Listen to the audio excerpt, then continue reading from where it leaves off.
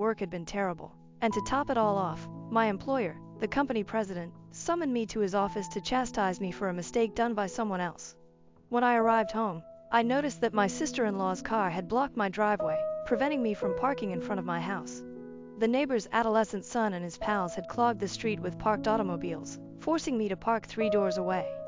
As I entered the house, I wondered why I was even bothering. My connection with my wife's sister, Susan, has been difficult since we first met. I couldn't understand why, but she seemed to have an instinctive hate for me. Furthermore, I had little hope for an intimate evening with my wife Janice, because we hadn't been intimate in nearly a month, despite my best attempts. When I arrived at my driveway, I noticed an empty garbage can by the curb and hauled it around the side of the house through the side gate to place it near to the back door. As I entered the kitchen, I could hear music and the chatter of my wife and her sister in the living room. I grabbed a beer from the fridge and took a sip before stepping into the living room. However, a sentence I overheard at the entrance stopped me in my tracks. God, he fucked me 3 times today. It was not from my sister-in-law, but from my dear wife. Ever since Brandon came back last month, I just can't get enough of him, I told my wife. I recognized Brandon as my wife's ex-boyfriend, who had abandoned her and moved away. Curious, my wife's sister inquired. So what are you going to do now? Janice responded, Brandon wants me to move in with him, so I will hire a lawyer and file for divorce. This is a communal property state, thus I will get half of everything. I'd heard more than enough. Numbly, I walked to the rear door and retraced my steps to my car. Opening the door, I slumped into the driver's seat, comprehending why I'd been denied intimacy. My wife was sharing it with someone else, but now she wants half of everything. The worst aspect was that the state was likely to give it to her. Janice and I got married 3 years ago. She had left her job immediately after our vows, and when she was at home, she never moved. I hired a maid 3 times a week to clean the house and do the laundry, and she also cooked dinner. The rest of the time, I cooked or she got takeout. I know what you're thinking, but love puts blinders on me. She kept me satisfied by offering good sex till about a month ago. My mother died when I was 13, a heartbreaking loss for both my father and me. Dad did his utmost to raise me properly, and we grew quite close. Losing Dad to a drunk driver when I was 23 was a devastating blow, especially since I had just met Janice the previous year. Inheriting over $2.5 million from Dad, I properly invested the money under the supervision of a competent broker. Despite Janice's attempts to squander every penny I made, I had an additional $100,000 in savings. I had never touched the bequest, allowing it to grow despite the current economic climate. I had enough to live comfortably and did not need to waste it. My love for Janice prompted us to overlook a prenuptial agreement, which is a common error made by couples who believe their marriage will endure forever. This error meant she could possibly collect about $1.5 million from me for the privilege of spreading her legs. The state was all too eager to encourage this sanctioned kind of exploitation. She had discussed hiring a lawyer, indicating that she was not yet ready to serve me. I knew I had time to act. I sat in my car, devising a strategy, keeping an eye on the rearview mirror until I noticed my sister-in-law's car pull out and drive away. I started the car, did a U-turn, and walked back to my driveway. When I entered the house, Janice was nowhere to be found, so I went to the kitchen for another drink. After popping the lid and taking a long sip, I considered my next steps. "Oh, there you are, honey," Janice said as she entered the kitchen. "I didn't hear you come in." "Hello, sweetie, I have just gotten in." "Been a long day," I said with a warm smile, determined to play the part as convincingly as she did. "I didn't have time to order anything for dinner," she admitted with a small pout. Although I wanted to respond, "That's because you spent the day with your boyfriend, discussing all the details with your sister," I said. "That's fine, dear. I'll just reheat some leftovers from last night." She gave me a nice grin, kissed my cheek and said she was going to take a hot bath. I smiled and nodded, thinking, yeah, gotta wash all that away. When she went, I grabbed a plate of fried rice and ate it cold while drinking another 2 beers. After tossing the empty container, I returned to the den and sat on the chair, channel surfing. I decided on an old movie. Janice arrived about a half hour later and sat on the couch until the film concluded. Standing up, she stated she was sleepy and was going to bed. Yeah, tired of being unfaithful, I thought to myself. I informed her that I would watch the news and join her later. I hadn't paid much attention to the film. My mind was preoccupied with planning my next move. Knowing I couldn't do anything until Monday, I got through the following 3 days, working in the yard on Saturday and playing golf with friends on Sunday. On Monday, I contacted the broker who was handling my inheritance portfolio and requested that everything be liquidated.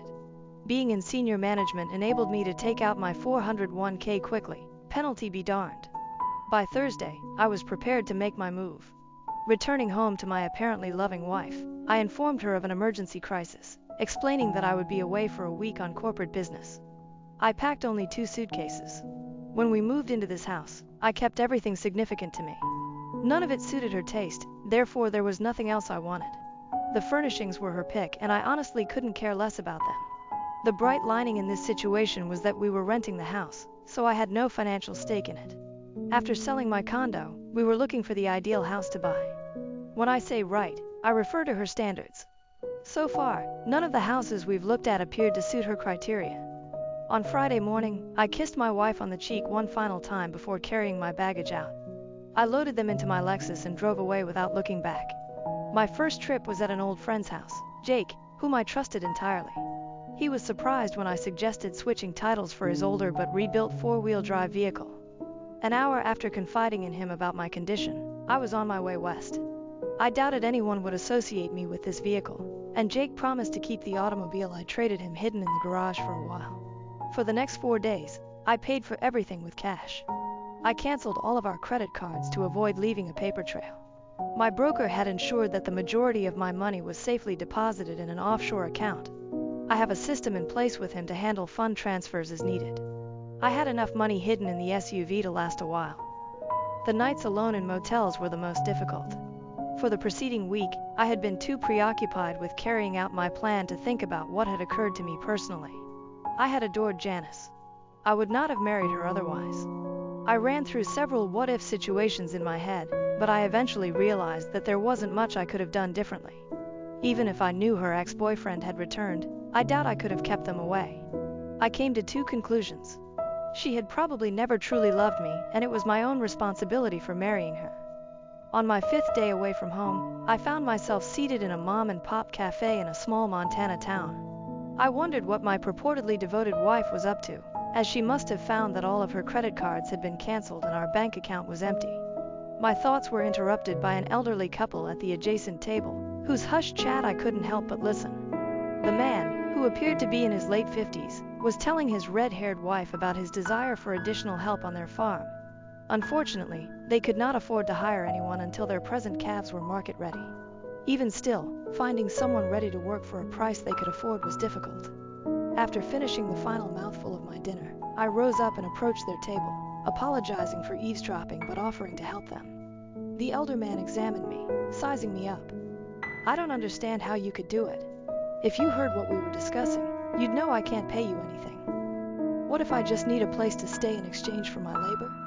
I proposed. His eyes narrowed. "Colleen, excuse us for a moment while I speak with this young man outside," he told his wife. He stood up and waited for me to follow him. He turned to face me once we were at the parking lot, where our chat would be private. I guessed him to be around my height, 6 feet, with broad shoulders and no fat. His once dark hair was mostly gray, and his face bore the rough lines of years spent laboring outside. "Who in the hell are you? Are you a part of that Wilson ranch?" he inquired, his tone hinting of mistrust. I lifted my hands defensively, saying, "Hold on, mister. I know nothing about any Wilson. I moved here from Texas 4 days ago and arrived this morning. I figured maybe we could help each other out." He said, "If what you claim is true, why would you want to help us? I cannot afford to pay you. What is in it for you?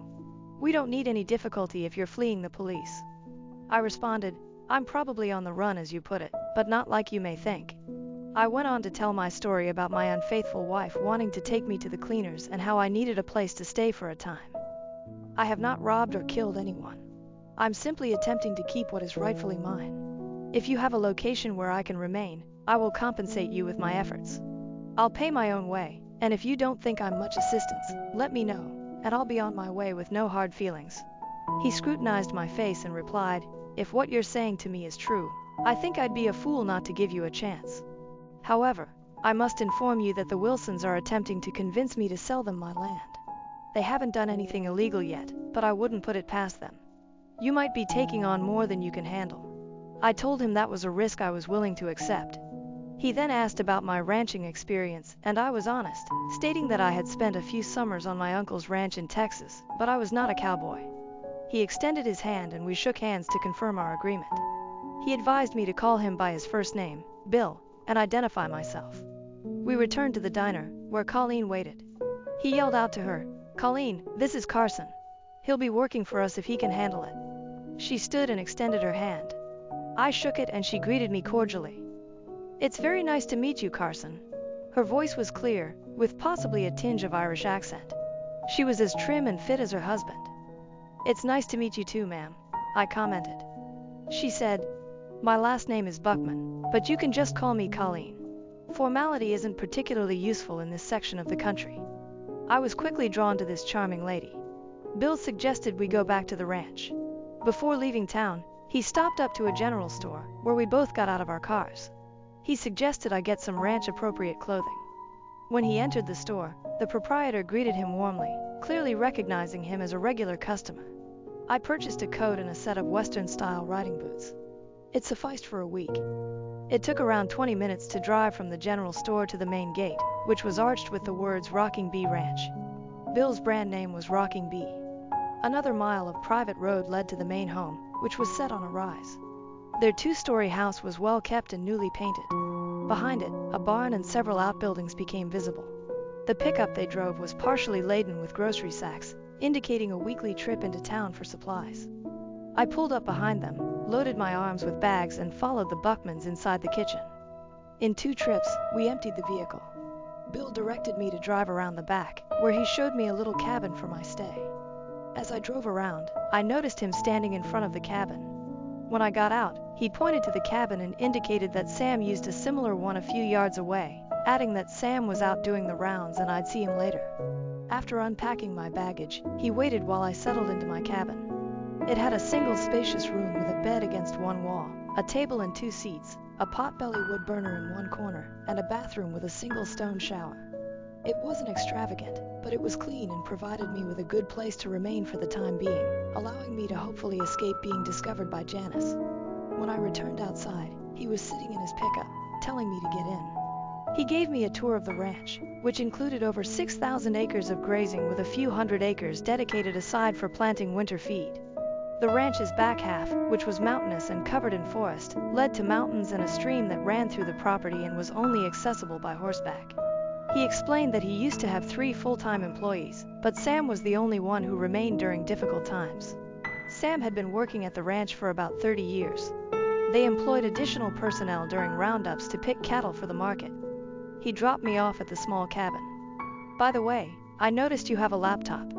I have a satellite connection with a router, so you can use the internet wirelessly. Supper is in the main house, and we usually eat at 6, he explained before driving away. I was settled in less than 30 minutes, giving me enough time to load up my computer. As he had said, I was able to establish a Wi-Fi connection and rapidly check my emails. Jake sent one message claiming that Janice had reported me missing to the police, who were investigating my absence. It gave me something to think about. Jake was the only person I had told about leaving, and even he had no idea where I was heading. I mailed my resignation to my old company but did not inform them in person of my departure.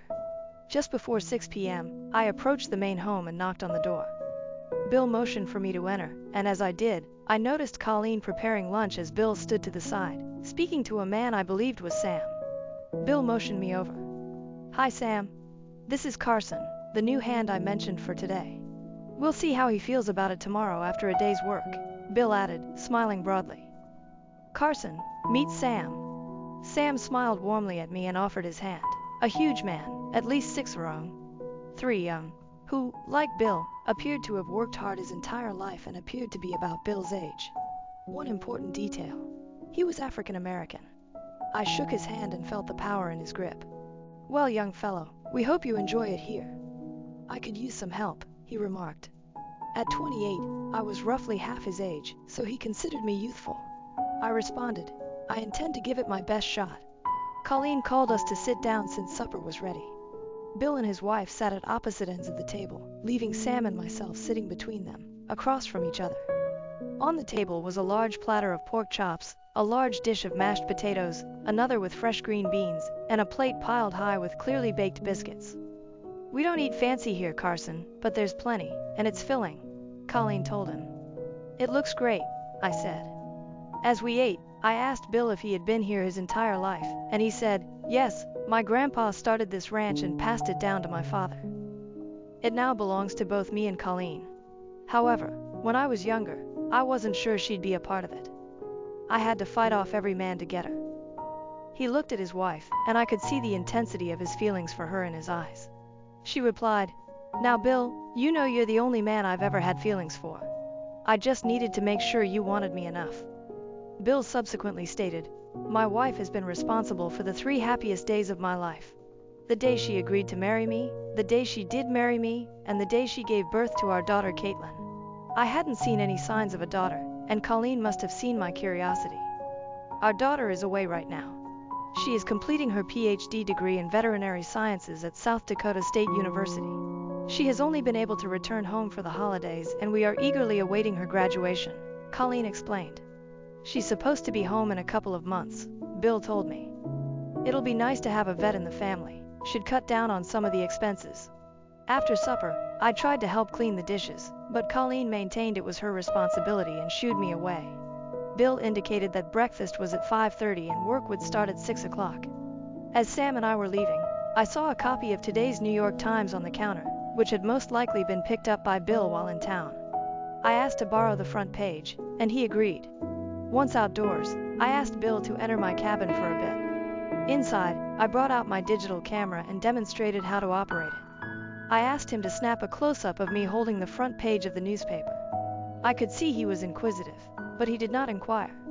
He asked about an alarm clock, and I told him I had one. He said he'd see me in the morning and then went. I downloaded the image to my computer and composed an email, along with a note to the police in my previous hometown. The message indicated that I was alive and healthy and had left town on my own volition. Choosing a national newspaper over a local one left my whereabouts uncertain. I forwarded the email to Jake and told him to utilize one of the local coffee shops with free internet access. I gave him my password so he could send the original email and image to the police without leaving any trace. This manner, I intended to avoid being added to any FBI or national missing person databases. Assuming the police would not devote significant resources to the search for a wayward husband, I slept soundly that night. The next morning, I got up at 5 o'clock, showered, and dressed in time to walk Sam to the main house. After lunch, Bill told Sam to put me to work fixing fence posts in the hilly portion. Following Sam to the barn, he pointed out a horse and saddle that I would need. He appeared pleased with how I saddled the huge brown horse, drawing on my experience at my uncle's ranch.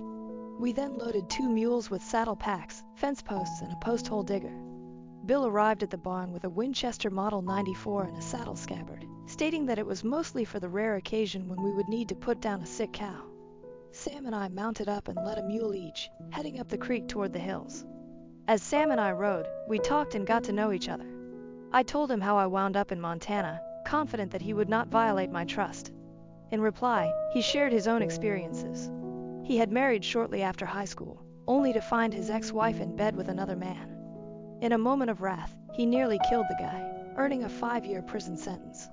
When he was released, Bill was the only one ready to give him a chance, and that was how he had spent the previous 30 years.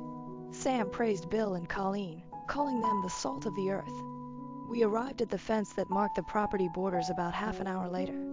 Sam pointed out that not all of the posts needed to be replaced, but simply those that had decayed or were close to it, which was about every third one.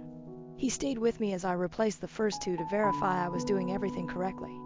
He proposed working until around 4 o'clock, giving me enough time to go home, care for the horse and mules, and get to dinner at 6 o'clock. His parting advice was to follow the stream back down, so I wouldn't get lost. He went back, leaving me alone with my task. I continued along the line, replacing old posts with new ones. At noon, I took a break and collected the pork chop sandwiches Colleen had given me earlier from my saddlebag. I finished my sandwiches and went back to work. My watch's alarm went off at 4 p.m., and I realized I had set all but a few of the posts that the mules had carried up. Leading the mules, I went back down the fence line until I reached the stream and started descending, right before leaving the trees. I found a natural pool where the water ran in and out. I paused to take in the view, recognizing it as the most beautiful and quiet area on the ranch. Back at the barn, I was able to unsaddle the animals and get them fed on time. While I was looking at the horses, Sam came into bed. We rushed to shower and changed before dinner, where we ate steaks. That night, weary, I made little contributions to the discourse and excused myself quickly after supper to go to bed. Sleep arrived fast, and I slept deeply. I woke up hurting all over. My hands ached from using the post-hole digger, and my arms, shoulders and legs throbbed.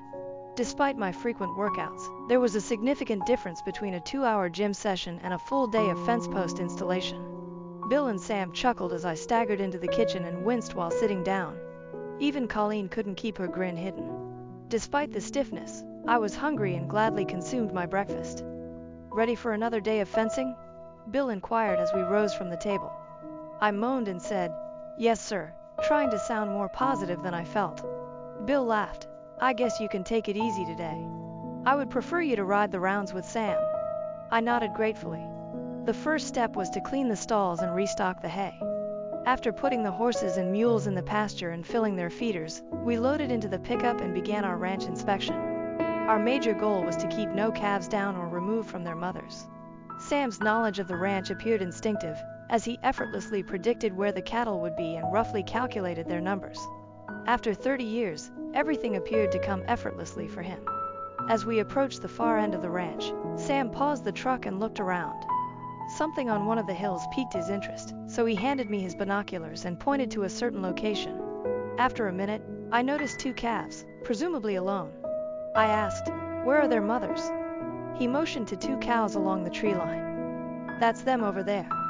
Their calves must have strayed into the trees, got lost and continued on. We'll need to pull them down." I inquired, "Are we hiking up there?" "No, it's too far. We'll go back and load up a few horses." The trucks had 2-way radios, so Sam called Bill and told him what we'd observed and that we were on our way to rescue the horses. When we returned to the stable, Bill had already saddled 2 horses and loaded them onto a trailer. All we needed to do was stock up and go. Sam guided us close to the forest line below where the calves were, and we unloaded the horses before riding up into the hills. Sam's 30 years on the ranch became clear once more, as he knew the land like the back of his hand. Half an hour later, we eased up behind the calves and gradually began pushing them back down the slopes. I couldn't help but grin when we cleared the trees and the mischievous kids spotted their mothers. They went wailing to their mothers and instantly found a teat to suckle on. The larger cows stood peacefully, letting their calves to eat. I was struck by how different it was from my childhood. That night's dinner was fried chicken, corn on the cob, and mashed potatoes. With renewed zest, I spoke more than the night before and learned more about Colleen. Her parents moved to the United States from Ireland when she was 5 years old.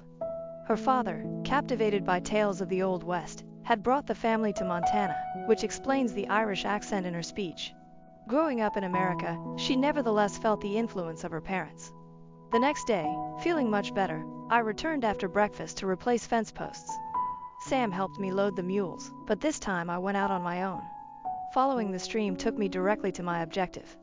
This day was easier than the first because I had learnt certain techniques to make the labor less stressful.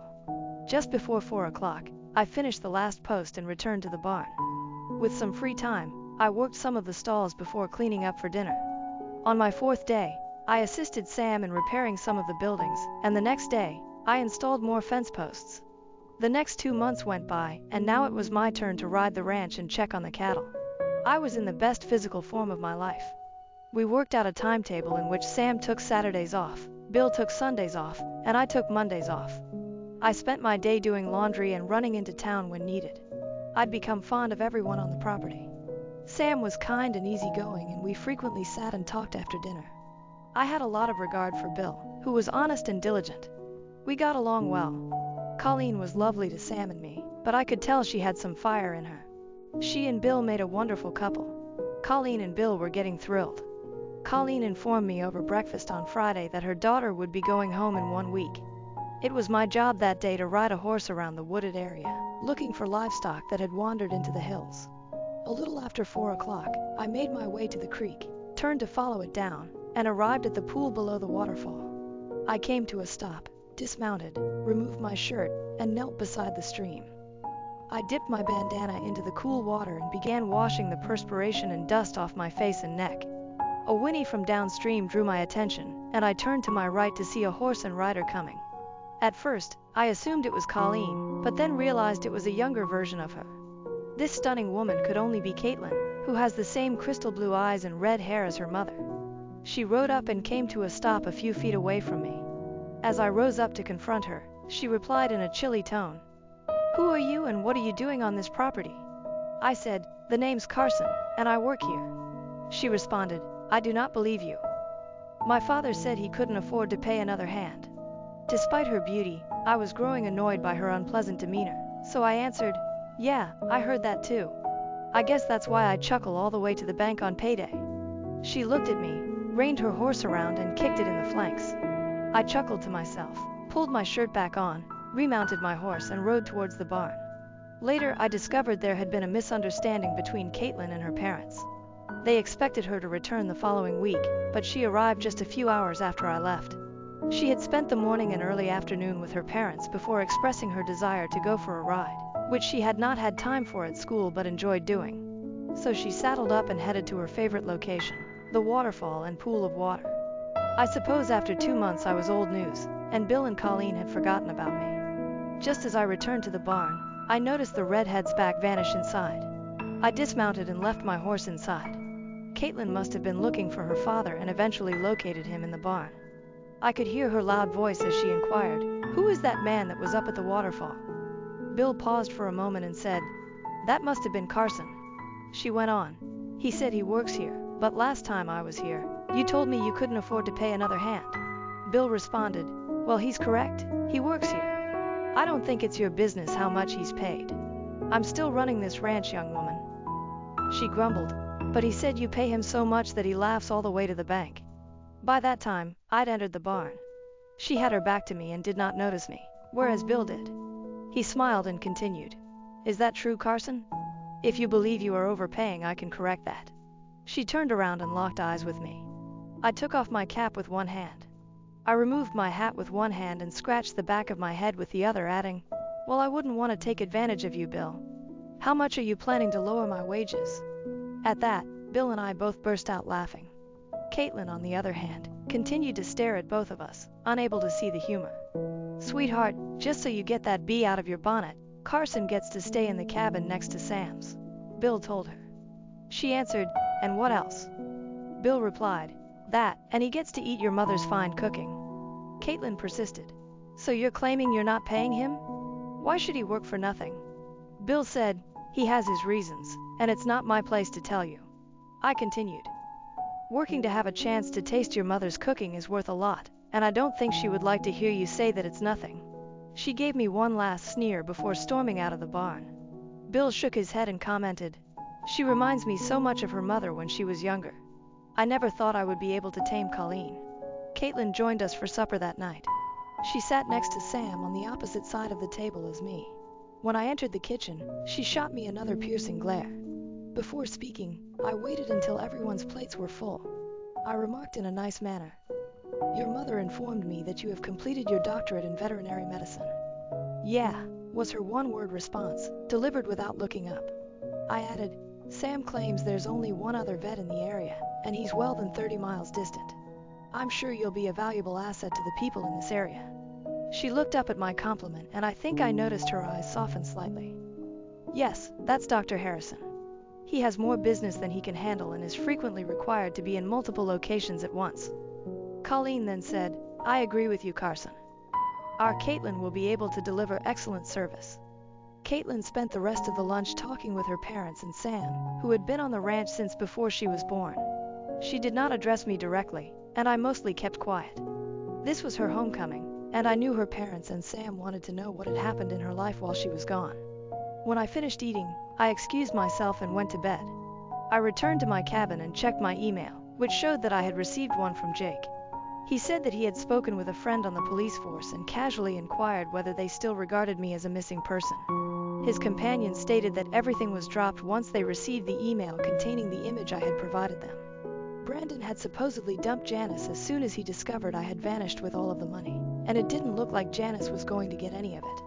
Of course, she couldn't afford the rent in the house where we were staying and was now working as a waitress in a city apartment. She did not have enough money to employ a lawyer to pursue me. I found it ironic. She had clearly married me for my money, and her boyfriend had desired her for the same reason: my money. I was still working on repairing the fence posts. I now only do it every third or fourth day. I had gotten off the hill and was able to drive my pickup to work. It was really easier to load the posts in the rear of the truck than on the mules. The morning after Caitlin got home, I filled the pickup with posts and returned to where I had left off. When it was time for lunch, I wandered to the vehicle and remembered I hadn't brought my food. If any of us were going to be working away from the main home all day, Colleen would make sure we had lunch, and I think I forgot to pick mine up. I could have driven back to the house, but I figured missing one supper wouldn't kill me. A half hour later, I had just put a pole and was attaching the wire when I heard a car approach. I looked back and noticed it was one of the ranch pickups. The truck came to a stop just as I completed writing that post. I turned around and was astonished to see Caitlin exit.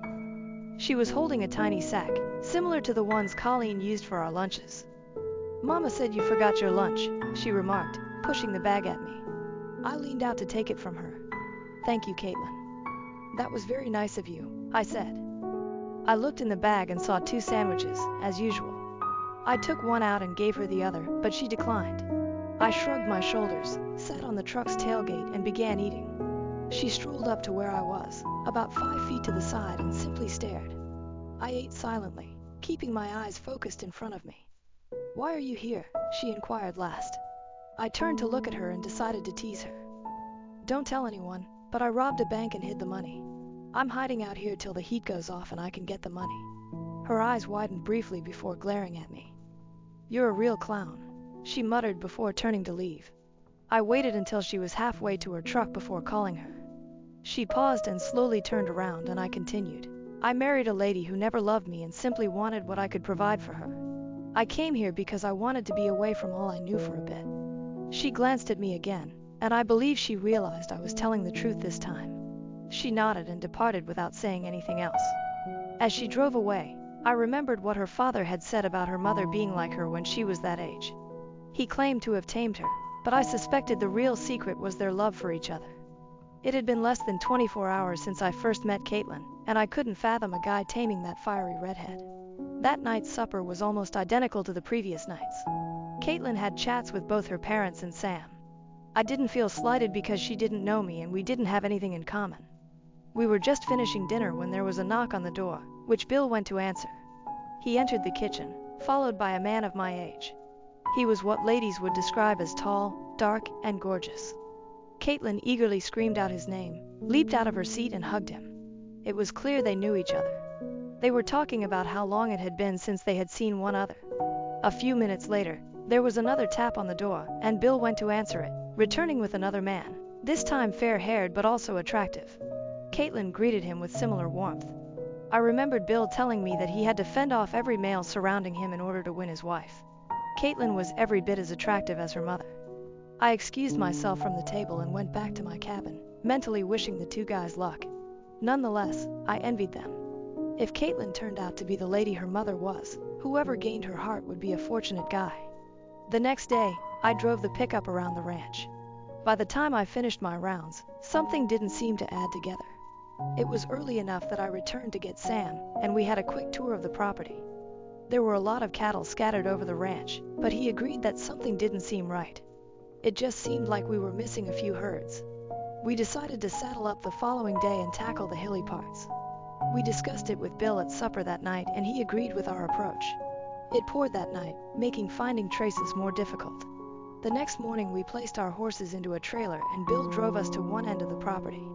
I rode approximately a third of the way up the tree line, while Sam rode another third higher. We then traveled across the ranch, across the hills, and through the trees. It took a significant portion of the day to reach the far side. We counted 5 wandering herds. Bill greeted us as we emerged from the hills, and we loaded the horses into the trailer and proceeded back. We reviewed the situation and concluded that the only thing we could do was become more vigilant. Caitlin received a call from another suitor during dinner that night. I overheard her mother say something about it being the 3rd one that day.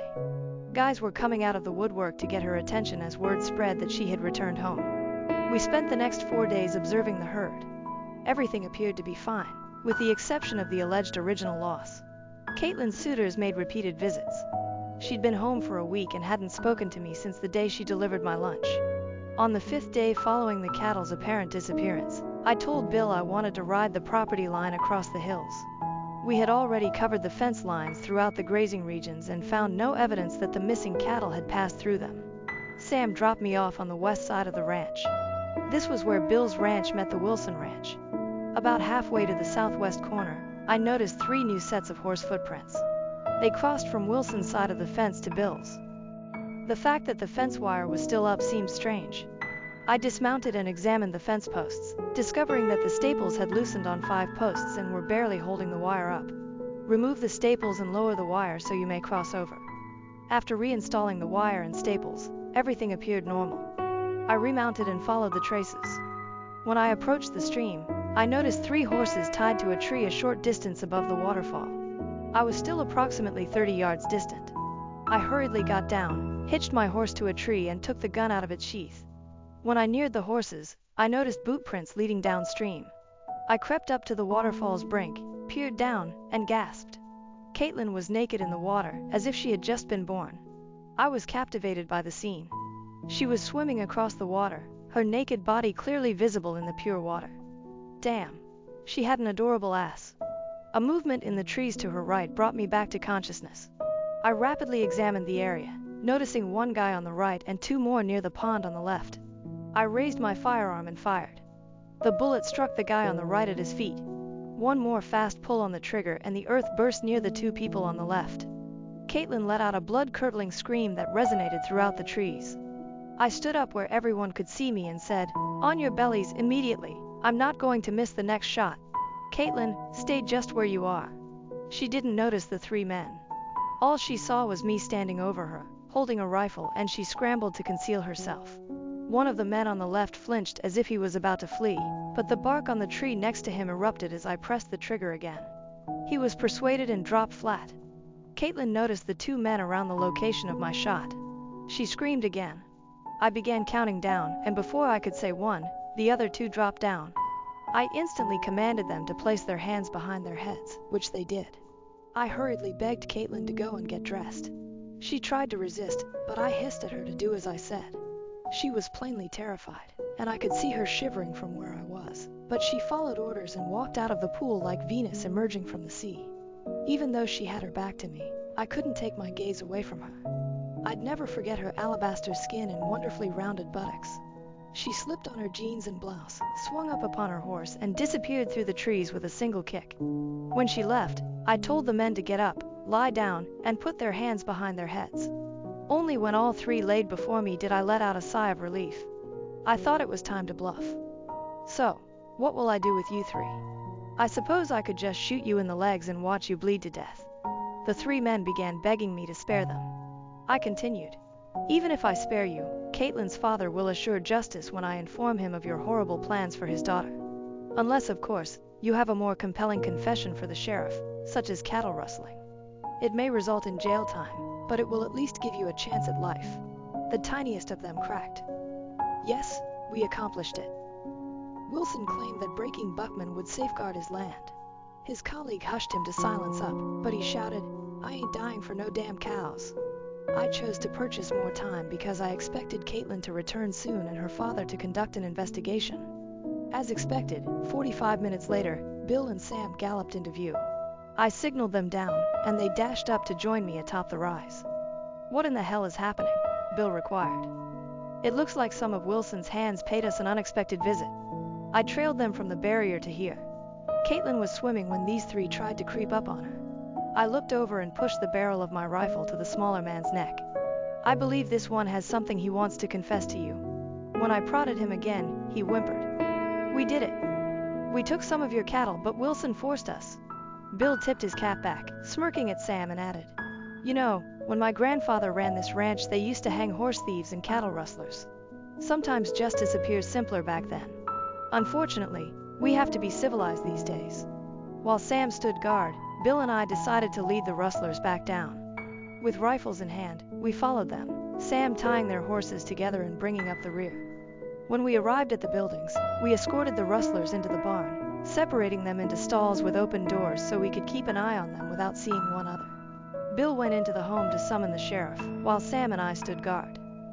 In less than 30 minutes, the sheriff rushed up the mile-long driveway.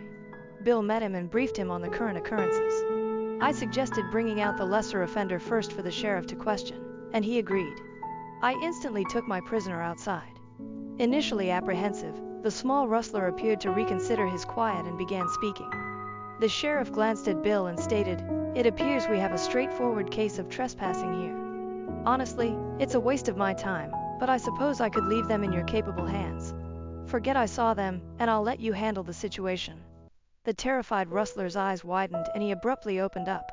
The sheriff soon discovered the truth and called for assistance. Soon, a convoy of sheriff cars rolled into Wilson's huge ranch. Despite its vast size, the sheriff pinpointed the spot provided by the rustler and discovered nearly 100 stolen cattle with the rocking bee mark. Wilson and his cohorts were jailed before the end of the day. We didn't get together for meals until after 9 p.m., despite the chaos. Caitlin, despite sitting at the table, kept her gaze fixated on her plate. "What were you doing out there?" Bill queried, addressing her, as he hadn't had much time to speak with her. "I was just swimming. I didn't think anyone would come and spy on me," she said accusingly. I interjected, "First of all, Caitlin, I was not spying on you. I followed their horse trails to the water. Second, contemplate what would have happened if I had not been present. I doubt the three were planning a picnic when they spotted you swimming shirtless." Colleen said, "Thank goodness you arrived when you did, Carson." I shudder to think about what may have happened. The discussion changed, and we rapidly completed our lunch, cognizant of the early start the next day. Caitlin cried out to me as she exited the kitchen and headed toward my cabin. I came to a halt and waited as she rudely asked, "So, did you enjoy the view today?" Expecting thanks proved too idealistic, so I said, "Let's just say I'd be dishonest if I claimed it wasn't breathtaking." She huffed and turned on her heels, heading towards the house. I stood there, shaking my head, admitting that there was something about me that always drew her in. The next day, Bill had to travel into town to submit formal charges against Wilson. Returning the stolen animals to their appropriate place would take many days because the prosecutor needed to fully document the case first. Sam and I spent the day renewing the paint on a few of the barns. We had lunch in the kitchen, but Caitlin elected not to join us, which suited me perfectly. Bill arrived in the early afternoon, but waited until dinner to discuss the developments.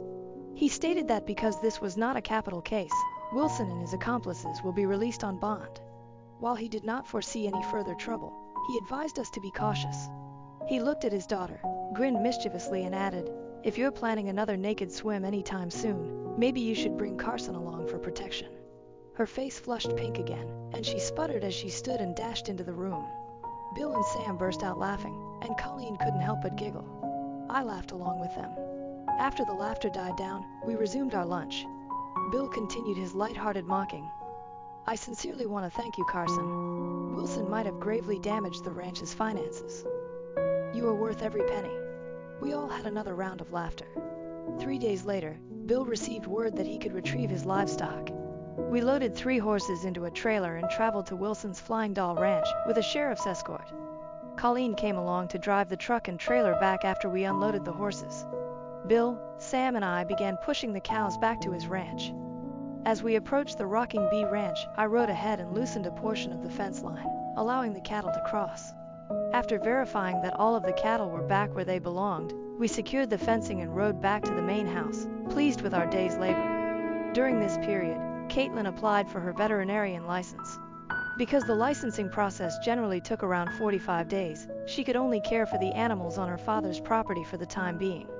I'd see her throughout the property and, of course, around dinner. Despite her continued silence, if I managed to catch her eye, I'd give her a huge grin and wiggle my brows, which would always make her blush. 2 weeks after the waterfall event, we found ourselves in the barn together and I inquired, "Have you been swimming lately?" She approached just inches away and glared at me. "Why are you such an asterisk hole?" I shrugged, grinned and asked, "Why are you such a b asterisk asterisk?" Her right hand aimed for my face, but I moved quickly, seizing her wrist before she could strike. Undeterred, she attempted with her left, but I caught it as well. I pushed both hands behind her back, trapping them and pressing her body against mine. I slowly dropped my face toward hers. She stared at me, making no attempt to break away. I continued.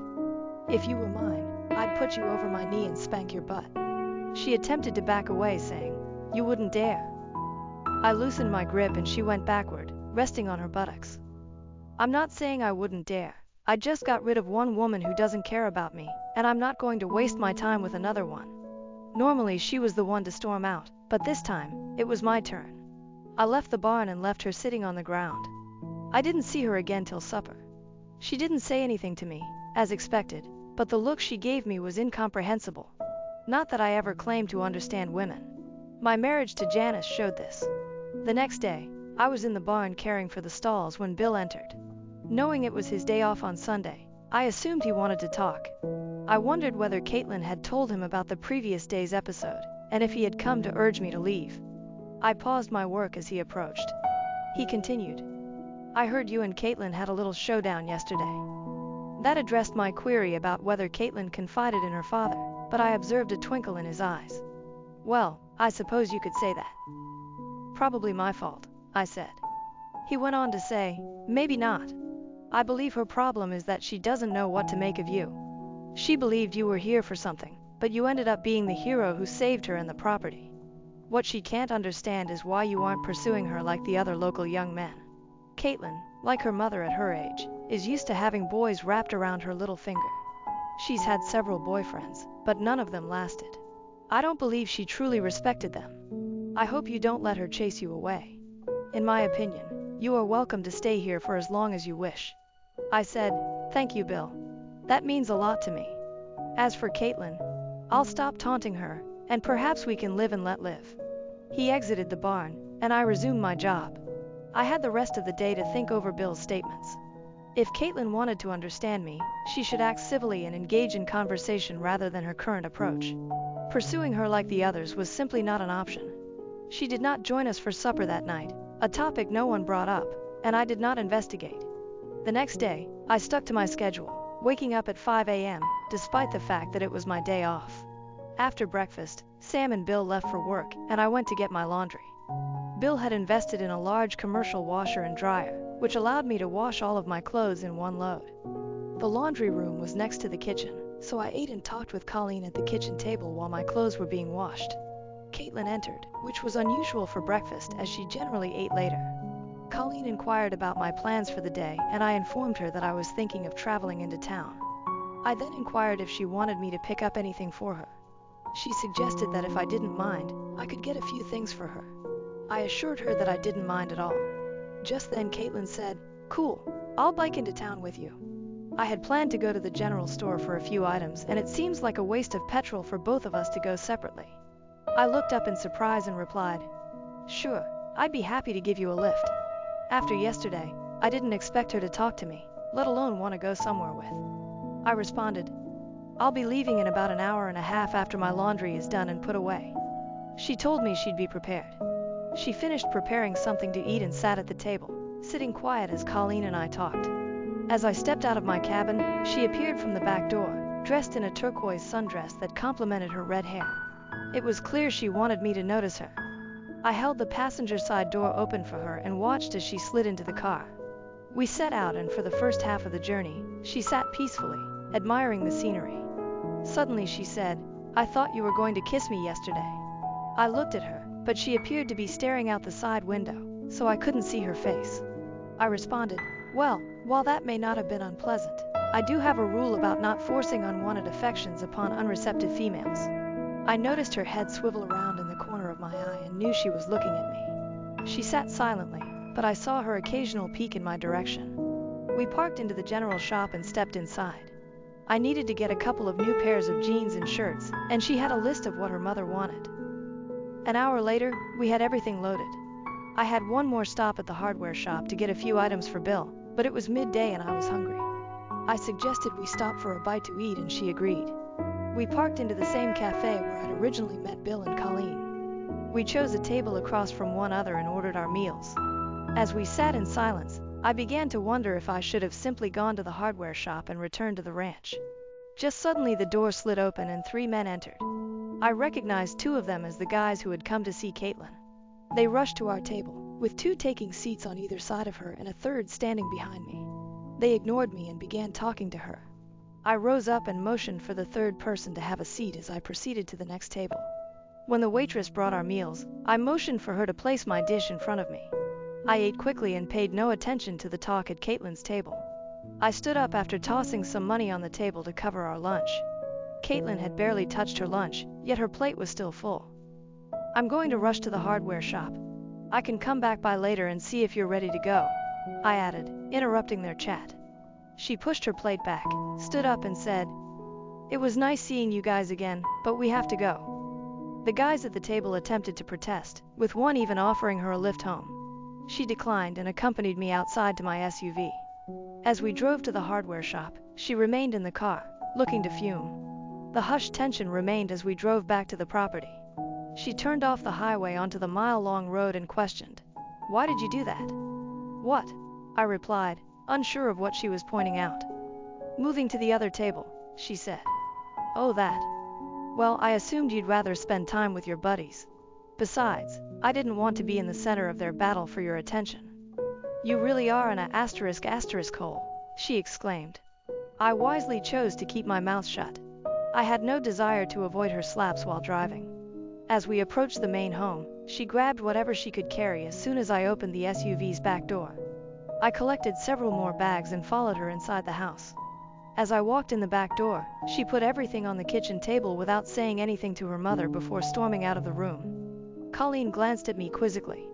I shrugged and said, "I guess I'm an asterisk hole." Colleen laughed and stepped closer, placing her hand on my arm. "I have never seen anyone have the effect on Caitlin that you seem to have." "I guess I was born to just piss her off," I told her. "I'm not so sure about that," she said, confusing me. I returned to my cabin and stored my new clothes. I decided not to stay indoors and went to the barn to saddle a horse. Setting out, I ended up at the top of the waterfall. With the weather beautiful, I tied the horse to a tree and sat on the edge of the falls, staring down at the tranquil pool. Caitlin rode up underneath me after about a half hour, if not more. I got off her horse, not wanting to be accused of spying in case she went skinny dipping again, and flung a stone into the water, making a splash. She looked around for the source of the noise and found me. Anticipating her departure, she mounted her horse and rode up to where I was sitting.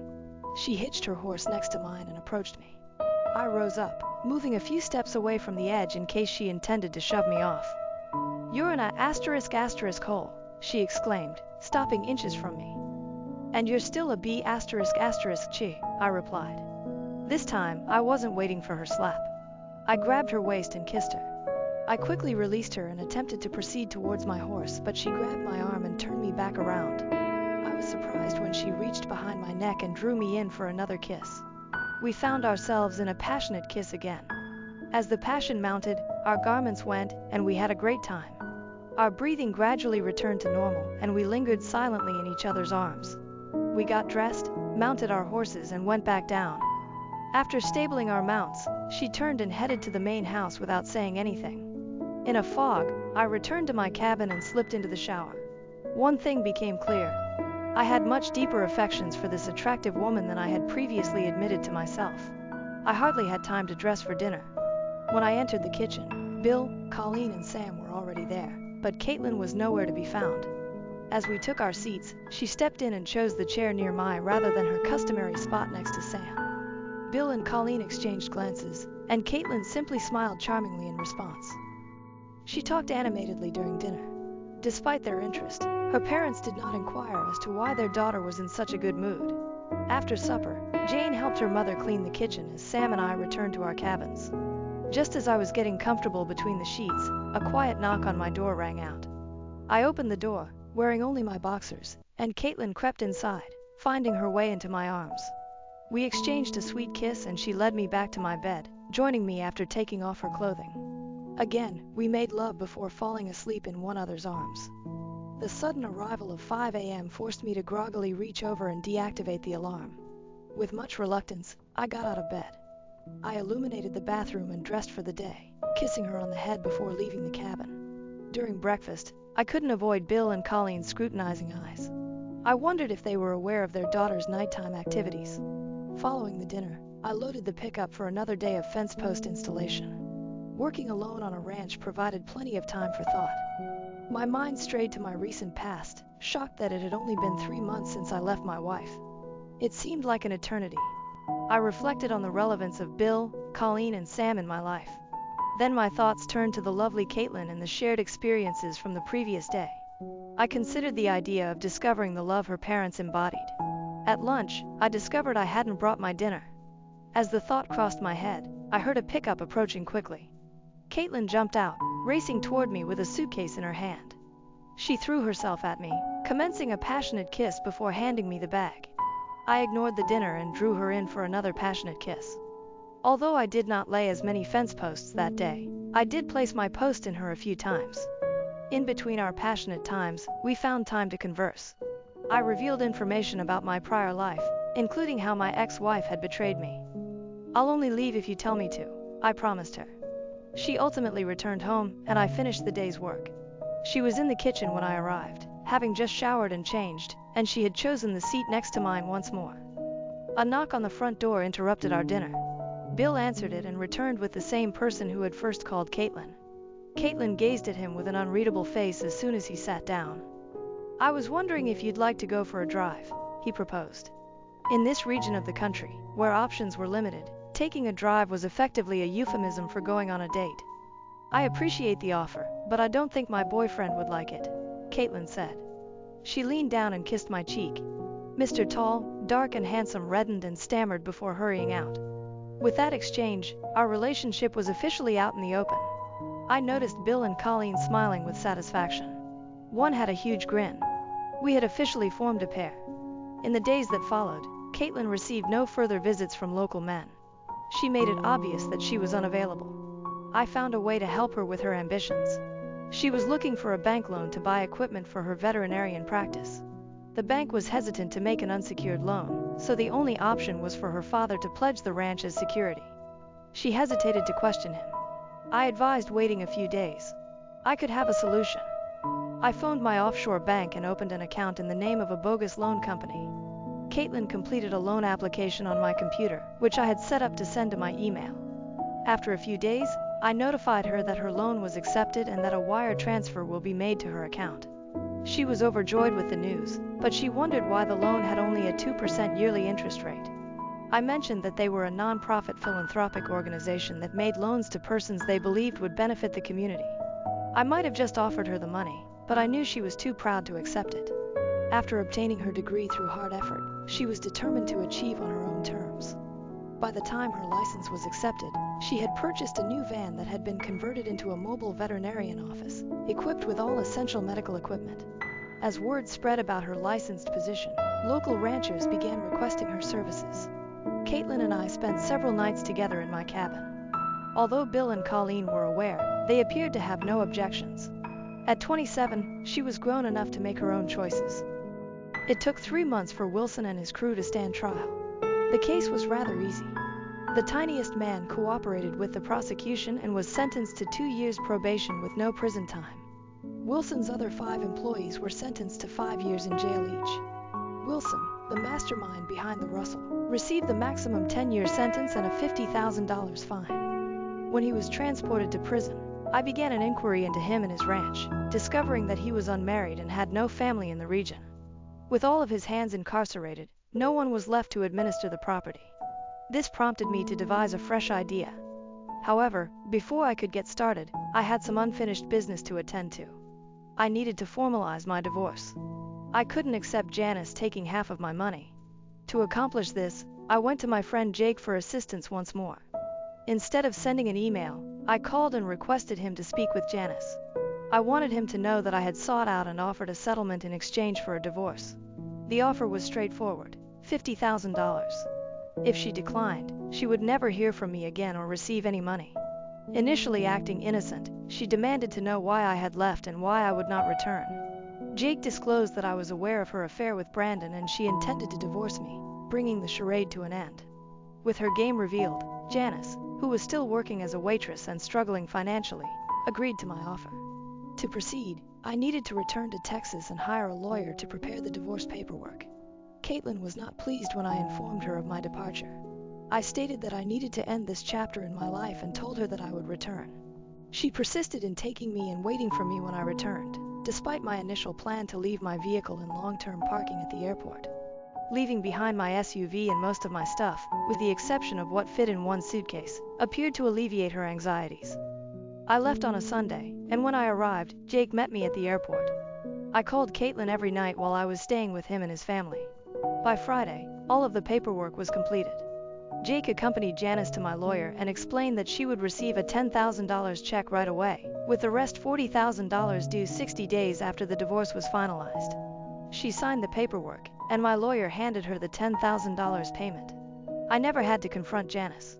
Then I realized I had personal goods in storage, including souvenirs and antiques from my parents, yearbooks, and other sentimental belongings. I didn't want to return for them later, so I rented a moving van and loaded it up. Caitlin was surprised when I told her I wasn't flying back, but once I explained that I was bringing back everything significant to me, her joy rose. It took me 3 days of unrelenting driving to complete the distance. On Tuesday evening, as I arrived at the Rocking Bee Ranch, everyone greeted me enthusiastically. That night, Caitlin extended her warm greeting until early in the morning, when we finally fell asleep, fatigued. With the first part of my strategy completed, I was ready to put the rest into action. This required multiple journeys to the prison where Wilson was imprisoned. My goal was to persuade him to sell me the property. I persisted in presenting my point, despite my initial resistance. I explained that he would be imprisoned for at least 7 years, and that even if he behaved well, he would not be eligible for parole. With no one to care for his ranch, his house and buildings would surely decay, and his animals would perish without proper care in the winter. I also questioned if he would be welcome back following his conviction. Faced with the danger of ruin, he eventually accepted my offer, which gave him something to start over with upon release. The next stage was to secure money. I transferred my funds back into the nation, sure that Janice would not imperil her $40,000 by taking reckless steps. I negotiated a price of $5 million with Wilson, which was lower than the property's true value, making financing reasonably easy to obtain. I placed a $500,000 down payment and financed the remainder. Taking a month to perfect things, I kept my activities hidden from everyone except Caitlin and Bill. I mentioned to them that I had personal business with my possessions that required consideration. Although it only took 1 or 2 days out of my week, I formed a corporation and registered the land in its name. With summer finishing and fall approaching, I hired someone to harvest the hay on the property. Furthermore, I hired 4 people to reside on site and operate the ranch in the meantime. The most experienced worker was designated as interim foreman. I stressed that, despite my close proximity, I would be an absentee owner for some time. I assured him that he could always reach me via phone, and that I intended to visit the ranch frequently. My final concept included remodeling the main house, which was a 2-story, 5-bedroom structure that needed to be modernized. Despite Caitlin's unhappiness with my opacity regarding my activities, our relationship thrived. Every day my feelings for her became stronger, and I sensed that she felt the same way about me. Meanwhile, her veterinary practice grew, requiring her to travel frequently, but she remained pleased and happy. I almost told her what I was doing. When she returned after checking on the remodeling, she surrounded me with questions. "What the hell's going on, Carson? Are you seeing anyone else?" I said, "God, no. I swear there's no one else. I only have a few things to get done. Please believe me. I promise to tell you everything soon. I'm asking you to trust me." She examined my face, looking for the truth, and said, "Okay, Carson. I do trust you, but you better tell me what's going on soon, or I'm going to kick your ass." I grabbed her and kissed her with all my affection. As spring arrived and the calving season began, the main house renovation was finished. It was time to carry out the final component of my strategy. One afternoon, when I had Caitlin alone, I asked her to go for a drive. "I've been thinking it's time for me to leave the Rocking Bee Ranch," I told the girl. Her eyes welled up with tears, and she replied, "But I promised I wouldn't leave." I had scheduled it so that we would arrive at the former Flying Doll Ranch entrance. I turned in and began driving down the quiet road. "I wasn't really planning on going far," I informed him. She looked about, bewildered. I was not sure if she had heard what I said. Then she said, "What are we doing on Wilson's land?" I waited until we were at the main home before responding. I invited her to come on, as I wanted to show her something. I got out of the truck and walked around to open her door. Taking her hand, I took her to the front door and opened it. She inquired again, "What the heck are you doing? We could be in danger for this." I encouraged her to relax, that Wilson no longer owned the ranch and that we should take a look around. I wanted to know what she thought about the house. I brought her upstairs, then we walked through the bedrooms and back down. There was a huge living room, a finely paneled den, 2 rooms used as home offices, and finally the kitchen. Her expression indicated that she adored the new kitchen. There was only one room with furnishings, which I wanted to use as my office. The rest of the house awaited her judgment on how to furnish it. I asked her what she thought of the house, and she responded it was really good. When I asked if she believed she could live there, she said, "What the hell?" I could see she was puzzled and upset. I fell on one knee and reached into my jacket pocket. I stated to her, "Wilson no longer owns the ranch, I do, and I'm asking if you could live there as my wife." She asked in a startled tone if I owned the house, and I nodded enthusiastically. She cried, "Yes!" I then removed the engagement ring from my pocket, held it up and proposed to her. Her face screwed up and her eyes welled with tears. I believed I had made a mistake until she tackled me to my back and kissed my face. She then offered me her finger so that I could place the ring on her. She surveyed the place with fresh eyes, running from room to room and inspecting everything. I waited anxiously for her to come running back into my arms. "The house is gorgeous. I love it," she exclaimed eagerly. I escorted her across the room to 2 doors that went into a hallway. "There are 2 offices, one for you to run your business from and one for me," I explained, earning me another long kiss. I walked her into the office with the desk and took out a large sheet of paper. It depicted a property gate and said, "Double C Ranch." She took a look at it and wondered what the double C indicated. I informed her that it stands for Carson and Caitlin Ranch. She cried and began tugging at my clothes, and I joined in, stripping her naked. I set her on top of the desk and dedicated the workplace to her love. In fact, in the days ahead, we made love in every room of our new home. After we had recovered and dressed, I informed her it was time to inform her parents. She was so delighted I believe she floated out to the truck.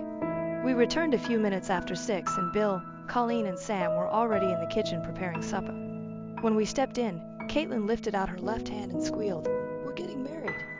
Colleen sprang up and raced over to hug her kid, while Bill and Sam approached and pumped my hand and stroked my back. My future mother-in-law then grabbed me tightly, while Caitlin hugged her father and Sam. When everything settled down, we all sat down to eat. Caitlin waited until everyone had eaten. "Of course, this means we will be moving," she stated as casually as possible. "What?" shouted Bill, Colleen and Sam together. She stared at me and urged me to tell them, so I responded, "Well, Bill, you remember how Wilson wanted to combine his ranch with yours? I was thinking it may be a good idea." Bill got up, enraged, and exclaimed, "There's no way in hell the flying doll is going to get his ranch." I smiled and told him to relax. It was no longer the flying doll, but the Double C Ranch, and the new owners were sitting at his table right now. In confusion, he inquired, "What are you talking about?" I informed him I had bought out Wilson and that the ranch now belonged to Caitlin and me, Double C, Carson, and Caitlin. Colleen claimed she received it immediately away. I answered, "Bill, I thought we could run the 2 ranches together. We'd split the profits 50-50ths. He continued, "But the Double C Ranch is over twice the size of my ranch, and it brings in a lot more profit." I said, "You've done this your entire life. I need your assistance. I'd like us to be equal partners. You'd be in command of the operations and anything you say goes. Besides, it's also part of Caitlin's property. It will be keeping everything inside the family." He sat down and gazed at Colleen. She nodded her head. He shook hands with me across the table. "Damn it, Carson, this is going to take some getting used to, but I accept your offer." I explained, "This means we'll have additional hands to oversee and Sam will be the head foreman. And now I get to remove all of those fence posts I worked so hard to install on that side of the property." Everybody laughed at me. That night's supper was a noisy celebration. Caitlin spent the night in my cabin and exhausted me. We arrived late for breakfast the next morning, but no one had left the kitchen.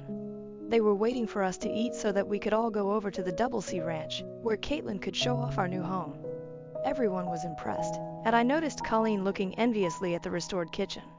Caitlin and her mother spent a month furnishing the house. It was ready to move in on our wedding night. We were married at the Double C Ranch. Bill and his family were respected and well-liked, and ranchers and their families from all over came to celebrate the occasion. As Caitlin's spouse, Bill's son-in-law, and the new owner of Double C Ranch, I was welcomed into their community. We finally made it to bed later that night and stayed there for the majority of the next day, making love. We would still be there, but on the third day of our marriage, I brought my bride to Fiji for a tropical honeymoon. Our first roundup that year was a success, as we sold a large number of cattle for a profit. A substantial amount went into repaying the debt, but with Caitlin's business, we were able to make a good living. We even bought Sam a wonderful new house, and he now has a girlfriend around his age who lives in town. We may have another wedding soon. Another year has passed and my lovely wife has just told me the most wonderful news. She is pregnant. We are going to have a baby. One last word before I leave. I know some may argue that I should have learned my lesson the first time and had Caitlin sign a prenuptial agreement. If that's the case, you really haven't met my Caitlin. She is not Janice. She works hard at her profession and cares for our home. She is her mother's daughter, and she expresses her affection to me every day. With only me. Every day I look into her blue Irish eyes and see that love.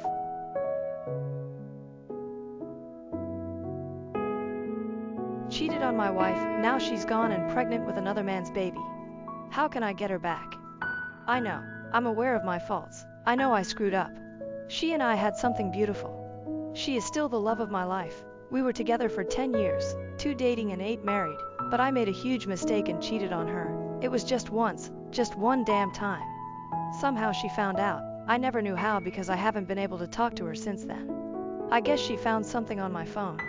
I came home that afternoon as usual and everything felt weird. The house felt emptier. I quickly realized that her things were gone. I panicked. I started calling her over and over, but her phone didn't even ring. Suddenly I saw some papers on the table. She was divorcing me. Under the divorce papers, there was a note that said, "This is what you do with cheaters." That was the last thing I got from her, 2 years ago now. Of course I called the contact information for her lawyer, who has been the only bridge between us. But he just told me that he was her legal representative and that she didn't want to see me. I fought, I got angry, but in the end her lawyer just told me that it would be better if I got my own lawyer. I didn't want to. I absolutely refused to accept that 10 years of relationship would end like this. I know I have failed, but I always wanted to fix it. I know that if she gave me the chance, I could make that sweet and special girl I met more than 10 years ago fall in love with me again. I know that I can make her forgive me. After all, many couples go through similar things and get over it. Why can't we be one more couple in that statistic? Why after 8 years of marriage am I thrown away like garbage for a mistake? I don't deserve so much indifference. I haven't been able to see her or even hear her voice in 2 years. 2 years of not being able to see or talk to the person you love the most is too much of a punishment. This situation has destroyed me emotionally, mentally, and even physically. I ended up consuming an unhealthy amount of alcohol. Weeks of barely eating, not sleeping. I was a zombie for months. I was just functioning on automatic. I wanted to die, but I couldn't let myself die because I always held on to hope that she would come back. My therapist says it's really hard when you can't get closure from a relationship because your mind can't process that the relationship is over. So you're always thinking that person will knock on the door or that you'll wake up from sleep and they'll be there by your side. The divorce was finalized over a year ago. I'll be honest, I didn't make it easy. I didn't want to get divorced and I still don't understand how we can be divorced. I asked for couples therapy, but she refused. I know from my lawyer that her lawyer advised her to go at least once or twice. But she refused. It took quite a while, but finally the divorce happened. I can't even describe the feeling I felt and still feel, like if a piece of me had been cut out. I know I hurt her. I know I failed, but I think we all deserve a second chance. When I couldn't take the pain anymore, I decided to start therapy. My therapist doesn't give me advice to get her back. He only focuses on me moving on with my life, encouraging me to meet new people and go out on dates, but I don't want to. At this point, I'm not even interested in sex anymore. A few days ago, something happened that completely shattered me. I was having a few beers with my friend at my house. Let's call him Nick. We were both pretty drunk. I started talking about my wife. And he said to me, "You should put more effort into getting over her. She's over you and is happy having a life away from you. You should do the same. You can't live in this self-pity all your life." Something in his words hit me, but not in the way he expected. He spoke with a lot of confidence that my wife is over me and is happy now. How does he know that? At this point, I got angry and started pressuring him to talk. He refused. I pressed as hard as I could. I cried. I begged him to tell me if he knew something. I needed to know something about her. Until he finally told me. His wife has been in contact with my wife for the last year. They were great friends, and I remember Sabrina, my friend's wife, being very sad about losing contact with my wife. The thing is that my wife went to live in Norway, got married to a guy there, and is about 7 months pregnant. I felt like dying. I literally felt like dying with this information. How could she do this to me? How could it be that while I was crying, getting drunk, missing her and wanting to die every day, she was happily on the other side of the world, getting married, fucking and getting pregnant by another guy?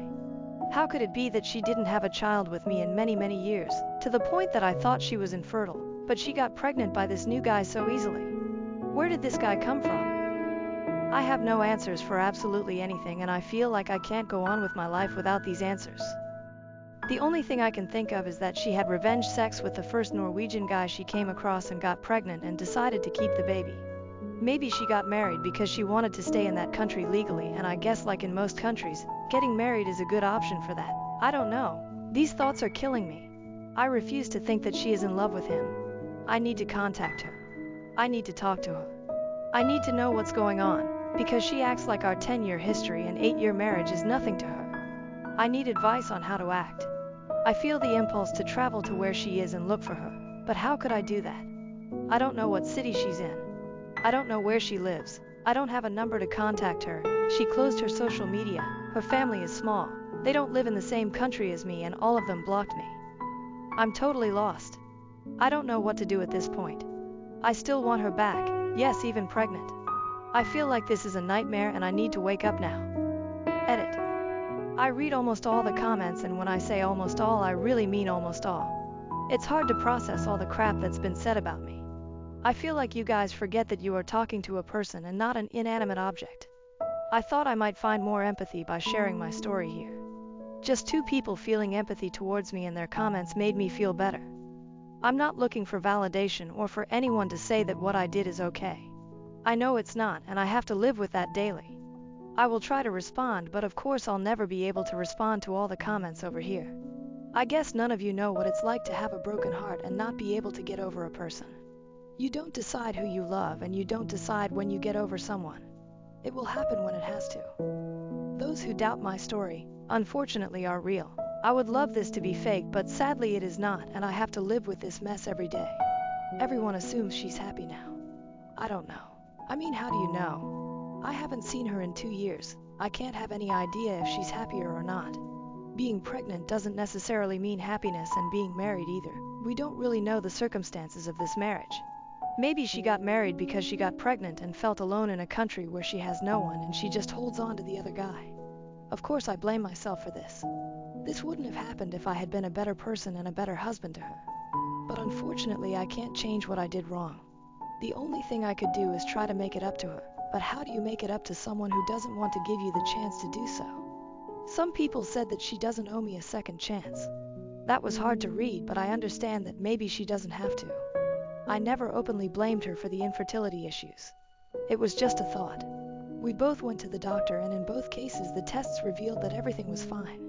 I never understood why we couldn't conceive, and the thought that she was infertile did cross my mind, and of course the idea that I was too. But in most cases of infertility, it is due to a female factor. Maybe that's why I thought that. Horrible things were said, like I would hurt my ex-wife if she were here. I never physically hurt her, and I never will. I am not an abusive person. I am not a monster. I know it's hard to empathize with me. I know I screwed up. I know I hurt her way beyond what I can say. But I am not a monster or a narcissist. Some people said that I never loved her, otherwise I wouldn't have cheated on her. This statement doesn't seem fair to me. You think you can kidnap the concept of love and tell another person what his real feelings are? You think you are inside my head or heart? Only then would you know what I feel. You can't tell me that I don't love her. There hasn't been a day since she left that I don't regret it. No one can tell me this isn't love. Lastly, humans are more complex than most people here think. Just because I cheated on her doesn't mean I don't love her or that I don't have feelings. I called what I did a mistake because how else would I call it? I thought part of accepting blame is accepting that it was my mistake. But everyone here takes those words as if I am trying to twist the situation, when that's not the case. You've completely twisted my words. I know how much I hurt her. Maybe in my post I'm focusing on myself because I was never able to explain myself to her. Since then, for me, it's been one attempt after another to put together a story in my head that doesn't make sense. I lost everything from one moment to the next. I simply tried to be open with my feelings, but it doesn't seem to work here. Not for me, at least. I know the damage I did to her. This woman left her life, the country she emigrated to, her friends, even her job. No one does that for a breakup unless you're going through some level of absolute pain. I understand that. I can see and feel the pain I put her through, and that makes me feel even more guilty. Honestly, I'm going to respond to some comments below and then log off of Reddit for a couple days until I feel in a better place. Relevant comments. Commenter, I want to know who you cheated on her with. That's pretty important information. OP, it was a radon woman that used to go to the same gym. Nothing important. It didn't mean anything, not even for a second. I was just being an idiot. Commenter, you don't seem to have any remorse for cheating, just mentioned she somehow found out. So you were not planning on telling her? It's been 2 years, you need to accept responsibility for your actions and let go. She's never coming back. There's billions of people out there. Just heal and improve yourself with therapy, and I'm sure you'll get a second chance with someone else. You're only 35. OP, I do feel remorse for cheating. I'm a big mess right now, but I do feel remorse. Commenter, you may still be in love. She is not, at least not with you. OP, so love just fade away? Just like this? At the end of the day, this sometimes makes me feel like I'm actually more loyal than her to our relationship. Meaning, she left, remarried, got pregnant. Looks like she completely forgot about me, and I'm here crying while I drink some wine and respond to some strangers on Reddit about our relationship. I still love her, but for her it was so easy for her over me. Commenter, if only half the people on Reddit had the self-respect your ex-wife has. OOP, I don't blame her. I understand the pain I caused her. But I also think there are many couples who go through this and move on, especially when it was just one time. I never had a side relationship for months. I didn't cheat on her with multiple women. I didn't get another woman pregnant. I didn't cheat on her with her friend. Cheating is wrong, but are you really going to put me on the same level as a guy who cheated on his wife for years or who cheated on his wife with her sister? It's not an excuse, but I'm asking for some coherency here. Update. Same post 2 days later. These days have been very strange. At times I feel numb and at others desperate. A lot of things have happened. I want to start by answering something and then I will update. Some people asked why Norway. I don't know exactly, but she is a polyglot. She speaks 6 languages. Many of these languages are connected to cultures that she always liked. Norwegian is just one of them. She has always been interested in Norwegian culture. She has been there before, but she is also interested in other cultures and speaks other languages, so for me that was never an indicator that she might have gone to this country. Regarding the update, the first thing I will say is that the post reached some people in my circle. Sabrina's sister is on Reddit. She knows the story and realized it was me. She told Sabrina. Sabrina is angry at Nick for revealing information. Nick is angry at me for posting on Reddit and because he says I pressured him to talk. I am angry at both of them for being two holes who watched me suffer for 2 years and decided not to help me. They didn't care about my marriage. Why should I care about their marriage? Sabrina could have given me my ex-wife's phone number a long time ago, but she decided to prioritize her friendship with my ex instead of helping 2 friends mend their marriage. Meanwhile, no one cared about my feelings. I'm done with them at this point. Regarding my ex-wife, I've been thinking a lot. She can't just disappear. I convinced myself that if I searched hard enough I could find something related to her. I follow some of her relatives from a fake Instagram account, but I never found anything related to her. I searched a lot, really a lot, and found a name that I had seen before, but that hadn't caught my attention until then. It was a lady with a name that is not typical in the United States or my wife's country. She is not American, and a very strange last name. I went to her Instagram profile and she had no pictures or anything, just a small profile picture that you can barely see. I decided to look her up on Facebook and found the same lady with the same profile picture. Only her Facebook profile is quite open. She is indeed a lady from Norway. I checked everything I could on this profile and I was convinced that it had something to do with my wife. How else would a relative of hers have this woman in their friends? I saw a lot of pictures, people, plants, mountains, gardens, lakes, flowers, typical things that an older lady posts. Until I came across a picture where my ex was dressed as a bride hugging a guy. I had to translate the text. The lady was congratulating her son on his wedding. There were a few more pictures, not many, There were even some members of my ex's family in the wedding pictures. The dates of the pictures were from a year ago. A year ago she married this guy. I don't understand. How could it happen so fast? When did she meet him? I honestly thought she got married after she got pregnant, not before. This baffles me even more. After that I found another picture. It was a group picture and she was far away, but of course I recognized her. The same guy was with his hands on her shoulders, hugging her. This picture was from February 2023.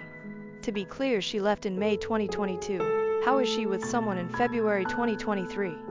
Only 9 months and she's already in a stable enough relationship that he's introduced her to his family? What the hell is going on here? I feel like I have even more questions in my head now. I know I shouldn't be upset, but I am.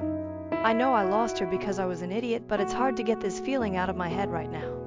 Anyways, for those who had imagined this fantasy that my ex is with some kind of Norwegian Chris Hemsworth, let me tell you, it quote s not like that. This guy is too tall, too blonde, too pale, hair too long and kind of chunky, to be honest. He looks more like the old cartoon of Vikings and is definitely not a Chris Hemsworth. I managed to find his FB profile, but he has almost nothing there. His profile says he's an engineer. An engineer who wears metal band t-shirts at 38. I don't know how to take this because I'm an engineer myself, just in a different field. Why would she look for a man with the same profession as me? My wife has always liked heavy metal, which I always found nasty, but I never complained. After all, your partner doesn't have to have the same musical tastes as you. I mention this because maybe that was the way they connected. She used to connect easily with people who liked the same type of music. I don't know, but I honestly look at it and think, where did she get this guy from? I meant he can definitely do better than this. The pregnancy thing still messes with my head. I try not to think about it. I can't understand it. I'm not infertile like the comments suggest. I've been to the doctor and I know I'm not. But God, it kills me to think that she's going to have another man's child. I don't get it. I feel like this is beyond anything I ever imagined. And no, I'm not going to go to Norway. I'm not going to try to contact her. I still want to see her and talk to her. But I obviously can't force her to do that. I have too much to deal with right now and too much to talk about in therapy. If by any chance this post reaches my ex, I want you to know that I still love you. You know where to contact me. If by any chance this post reaches the new dude, I want you to know the only reason you have a chance with this woman is because a big idiot halfway across the world completely ruined it. You most probably met a woman who was probably very broken from her divorce. You took advantage of her situation and trapped her with a baby. You don't know how to play fair. Am I the asshole for charging my friend $700 after she demanded that my free wedding cake didn't count as a gift? Now everyone's furious. I, 34F, have a friend, who I'll call Mary, 33F, who is getting married in 2 weeks. She and I have been friends for several years, and I was excited when she asked me if I could make her cake. I don't normally do cakes anymore for people outside of family and friends, as I'm currently pregnant, have 1-year-old, and am currently pursuing another master's degree in education administration so I can be a school principal, because teaching is a dead end without an admin license, unfortunately. At the time when she asked, I was also teaching full-time and finishing up a different master's program. Anyway, I agreed to make this cake over a year ago. I told Mary when she offered to pay that I would do it for free as my wedding gift to her. I distinctly said wedding gift. She accepted, and we started planning the design. Mary wanted a 4-tier cake with each tier a different flavor: white, chocolate, yellow, lemon, and several sugar flowers and fondant decorations, as well as 3 different flavored buttercreams. It was a lot, but since she is having an August wedding, I had time because school would be out for summer, and I am actually taking a year off since finding out I was pregnant a few months ago. Saturday, I went to Mary's bachelorette party. The party itself was fine, nothing remarkable happened. I couldn't drink, but everyone had fun. One of Mary's bridesmaids asked what we all were getting her for her wedding. I said I was making the cake for free. The bridesmaid and other girls there said that was a good gift because cake is expensive and they wished they had gotten one for free. That's it, and I heard nothing else about it until today. Mary texted me and asked why I wasn't getting her a wedding gift. I told her I was, and that it was the cake, and reminded her that the cake was free. She said that wasn't a gift and that it's a favor. I told her it's a gift and that she can't tell me what I can gift her. I then asked why she was mentioning it, and she said the bridesmaid I spoke to Saturday told her that she was so lucky to get a free cake. She agreed, but then was upset when the bridesmaid said, "That's a good gift." I asked her if her own bridesmaid thinks it's a good gift, what's the problem? And she said it's not up to the bridesmaid to tell her what her gifts are. I told her this is her gift. She said that a gift needs to be something she can use in her marriage, not just the cake at the wedding. I told her with me going to school and not working right now that this is a major expense that I'm taking on by doing it for free, and she said that wasn't her problem and that a real friend would do both. I responded with, "Fine, I'll get back to you," and she thanked me for understanding.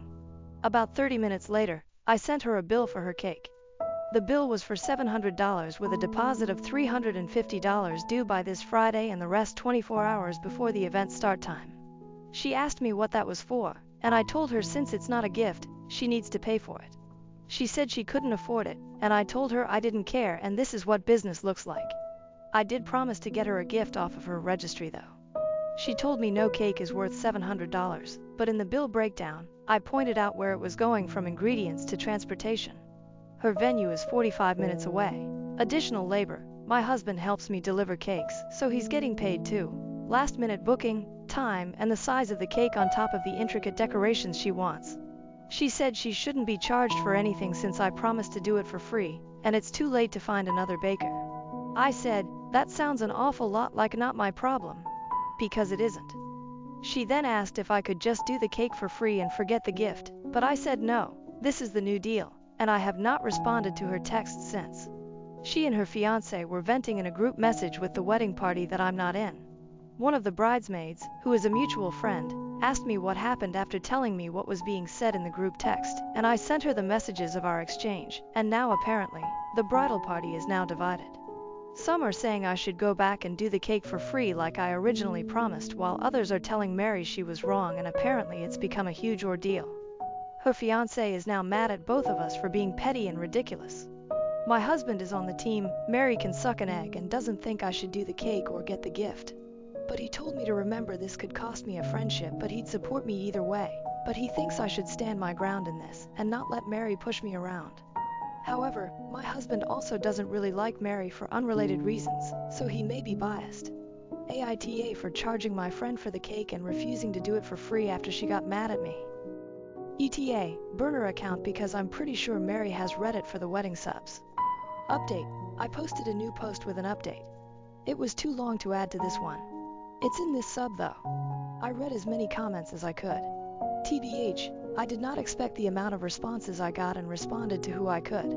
This post was originally going to be answering as many repeat questions as I could, but this morning, a mutual friend, my bridesmaid, I'll call Pam, messaged me today to give me an update. Mary and her fiancé, I'll call Frank, are currently not on speaking terms because they got into an argument last night. It wasn't directly because of the cake, but what the cake debacle revealed to Frank. Apparently, Mary has been spending a lot of his money on this wedding. Now, we all kind of already knew that. Mary told us Frank and his family would be footing the bill. He's an engineer and his family has a lot of money. I'm not exactly sure what their family wealth is from, but it was enough to pay out of pocket for him and his siblings to go to expensive universities debt-free. What we didn't know is that they've been arguing about the finances this entire time, and my cake was the last straw for Frank. Mary's budget for their wedding was $30,000 and she's apparently spent almost double that on intricate flowers, her wedding dress, decorations, engagement photos, catering, open bar, entertainment, and flying her family in and paying for their accommodations. The venue alone took a good chunk of their money because of the size and location, an hour away from where we all live. It's a large house, maybe considered a mansion, I can't remember, with several acres of land, horses, a lake, and a field for wedding photos. The entire wedding party is supposedly staying there for a few days leading up to the wedding. I've not seen it in person. Again, I'm not in the wedding party and never was. But the photos online make it obvious why it's so expensive. I had no idea they had spent that much, and neither did anyone in the wedding party. As far as we all knew, the most expensive thing Mary had bought was her wedding dress to the tune of $5,000. I only know because I went with her to try some on with other friends and bridesmaids. Pam's fiancé is one of Frank's groomsmen, and Frank's been venting to the groomsmen in texts about how much this is costing, and he's not sure he wants to do this anymore. However, he feels compelled to because the money has been spent and is non-refundable, but he said he didn't know Mary would be this way about a wedding because she typically sticks to budgets, which is true. Literally everyone is surprised by how much she is supposedly spending, including my husband and me. Mary is the person who gets everything off-brand at the store to save $1 even when she really doesn't need to. From what Pam told me, Mary asked him to just pay me so she could have the cake, and he said no, not because he couldn't afford it, but because he was tired of spending money on just one day. He told her to figure it out herself. So nobody knows what is going on anymore, or if there will even be a wedding. No one has reached out to me about making the cake either, and my husband, for those wondering, is still the team Mary can suck an egg. Before anyone asks, no, Mary did not grow up poor. She was very much middle class like I was, and she's never been broke or anything. She also never seemed like she wanted overly expensive stuff. She drives a 10-year-old sedan that, despite Frank saying she needs a new car, she won't get rid of because it runs fine, and my dad taught me to drive my cars into the ground. So believe me when I say it really is out of character for her to be this nonchalant about money. I'm not sure if I'll have another update. If I do, it'll be after the wedding, if there is one. ETA. I know a lot of people are saying things about Mary just using Frank for his money, but at the same time, I want to remember that Pam only gave me Frank's side via what he's been telling the groomsmen. I have no idea what part he played and if this really actually bothered him up to this point, or if he's ever mentioned the amount she's been spending to her. It's now 6 p.m. and I've not spoken to or heard from Mary since yesterday after giving her the quote, so I don't have anything else to add other than my perspective. It really does sound out of character for Mary to be doing this, but I remember when I got married that my husband said he wanted me to have what made me happy for our wedding. So if he's been telling her what my husband told me and still giving her money, then he's definitely not an innocent party IMO. Last update. So I didn't expect this to actually get read on Charlotte's channel, but since it did, I'll let everyone know what ended up happening. And yes, it's confusing. Long story short, the villain in this situation isn't Mary. It's Frank. And no, they did not get married. If you want to read the first two updates, they're the only other two posts in my profile. And this update is all the information I've gathered from bridesmaid Pam and her fiancé, so bear with me. Most of this is what Mary has told Pam, who then related to me. Anyway, I mentioned before that Mary was, and still is, a frugal person. That's why we all thought the gift and cake thing was weird, as well as her spending a bunch of money for the wedding. It turns out that Mary has actually been trying to save money despite doubling their budget. Apparently, Frank's family always throws extravagant celebrations and parties. That includes birthdays, holidays, graduations, and weddings. So Frank has been emphasizing to Mary that this wedding is supposed to be huge because that's just how his family is. I'm guessing it's a way to flaunt success, but that's just a guess. I don't actually know the real reason. But Frank has been hands off the entire time. I'm not surprised. My own husband only cared about the food, cake flavor, and that the colors weren't pink. But Frank has been telling Mary to save money since that's what she's good at, and that he didn't want to spend a bunch of money on one day. So Mary picked out things that were cheaper but were not good enough for Frank. Like that mansion large house where everyone would be staying. Yeah, Frank's idea. Mary apparently wanted to do a hotel that hosted weddings because her family could stay there for less money, and the hotel was just cheaper to host a wedding versus a literal mansion with horses. He would do this with everything and veto things like her choices of decorations and vendors because they weren't big enough, or I'm guessing extravagant. He even told her how big her bouquet had to be and that her dress needed to have lots of bling. So basically, Mary has been trying to stick to the budget, but what was in the budget didn't match Frank's taste or expectations. So when I said she had to pay for the cake, Frank accused Mary of not saving the money despite her being so money conscious. And Mary wasn't the one who had the problem with the cake. It was Frank. I guess they both knew the cake was free, but Frank didn't know I was making it as a gift. Mary explained that I was, and he said that didn't count and to ask me about it. He said it didn't count because friends doing favors for an event like a wedding isn't a gift. On some level she must have agreed because she didn't mention Frank being the one with the problem at all in the messages, but whatever. Anyway, the cake was what Mary was really looking forward to because it was the only thing she felt she had 100% say in regarding the wedding. And when I charged her for it, Frank was upset that Mary was not saving them money like he was expecting. This resulted in a fight where they ended up not on speaking terms. When Frank was complaining to Pam's fiancé and the rest of the groomsmen, it was in text and, according to Pam, Mary found them and left Frank for making her seem like a greedy bitch to everyone when she was only getting things Frank wanted without Frank's help. And that if it were up to her, they wouldn't have most of the expensive things she bought for the wedding. The only contact I've had from Mary was an apology text message. When I told her it was okay and we were still friends, she didn't answer. In fact, she hasn't answered anyone other than to tell the wedding party that the wedding was off, apologize for the inconvenience, and since then, she's been quiet. She did post on her social media a long apology for canceling. She said postponed, but I noticed her relationship status is gone. But the location/check-in is in the hometown where her parents live, not where we live, so I think she went back to her parents' house after calling off the wedding. But that's all I know, and I heard it secondhand from Pam. But according to Pam, Frank is upset Mary left because all his money is tied up in vendors that he can't get back and has been trying to plead his case with the groomsmen. But only his brother is on his side. Pam's fiancé and the other groomsmen have stopped talking to him. Also, I heard Charlotte asking why Mary wasn't paying for the wedding too. I can't answer that, but Mary works as an STNA and doesn't make a lot. Her bachelor's was in psychology, and she never went on to get her doctorates, so getting employed in her field isn't very easy. I also don't know if they're still together. Mary didn't say they broke up, just that the wedding was postponed. Cancelled. I apologize if this confused anyone, but I'll try to answer anything I can in the comments. Just remember, I heard most of this secondhand besides the apology I got from Mary and the post she made online, so I may not have all the answers.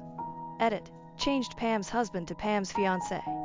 Sorry, I wrote this in a rush and was trying to keep up with the fake names for privacy.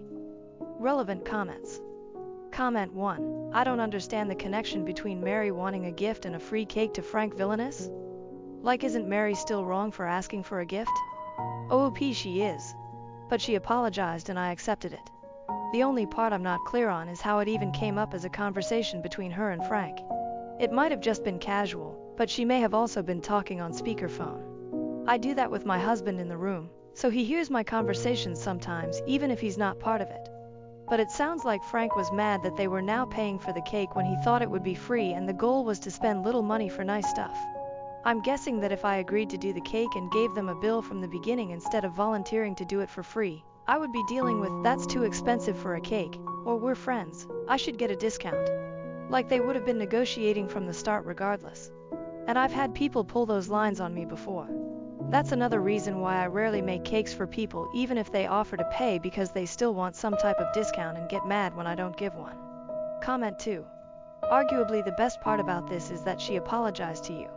But it also answers some questions that your other posts left open. But the one you didn't answer. Is your husband still team Mary can suck an egg? OP.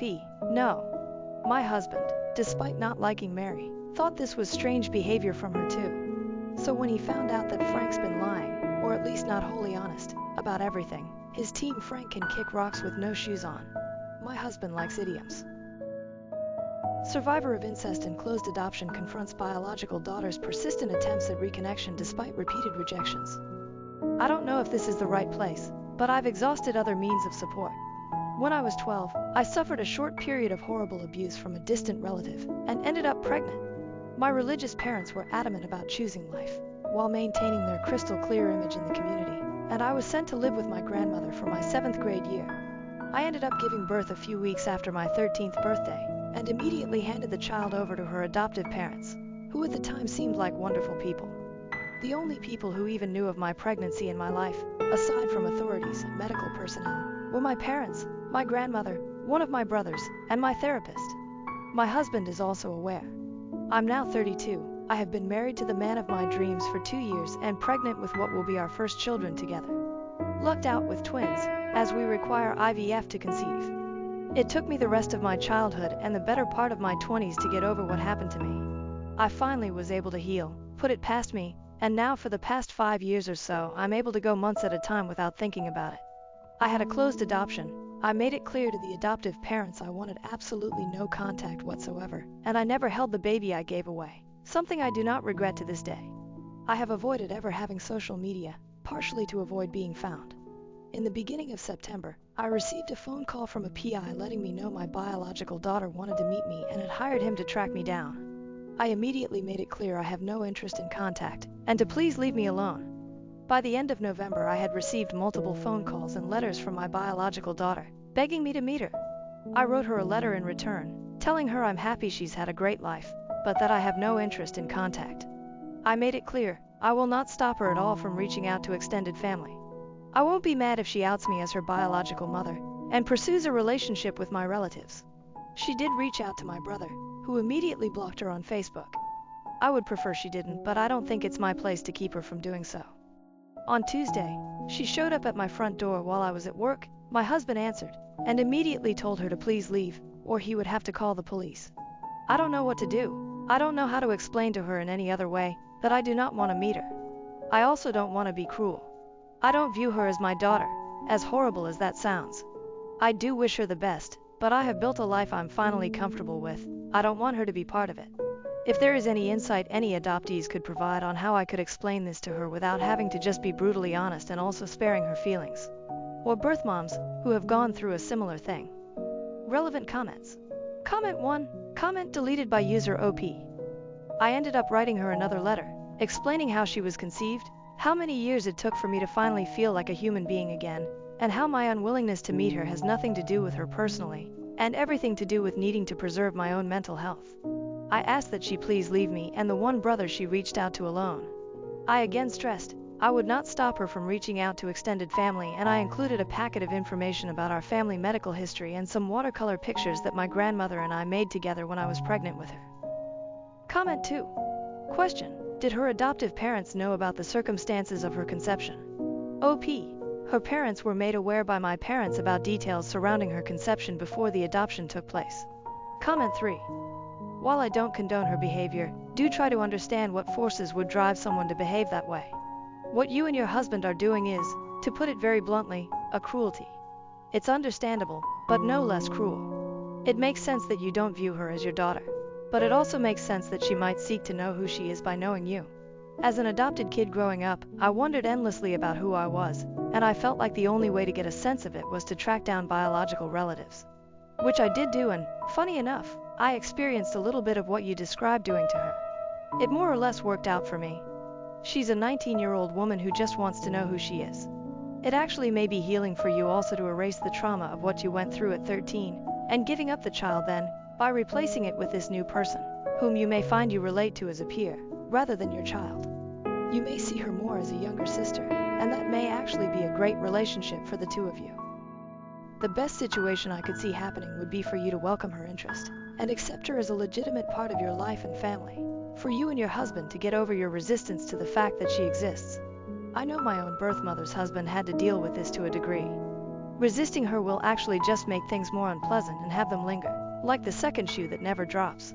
While dropping the resistance may be the most peaceful path to her leaving on her own, or better yet, co-creating the kind of relationship that works for everyone involved. Obviously, as an adopted kid, I'm going to advocate for other adopted kids getting whatever they can to gain some closure about their own adoption experience. Adoption is, itself, traumatic, and it echoes throughout life. I think it would do both of you a world of good to hop on a phone together and for you to explain what your resistance is about. OP. Nothing will erase the trauma I went through at 12 and 13 years old. In the span of a little over a year, I went from a little girl who still played with Barbies, to being forced to go through the extremely traumatic birth of an unwanted child. She is welcome to be a part of the lives and family of my extended family. Someday when my own children are grown, they are free to know and love her. For my own life, I choose not to have her as part of it. As painful as it is, she is a physical reminder of the worst events that have ever happened to myself and my brother. Telling me it may be healing for me or erase my abuse, to get to know her is, in a way, condescending.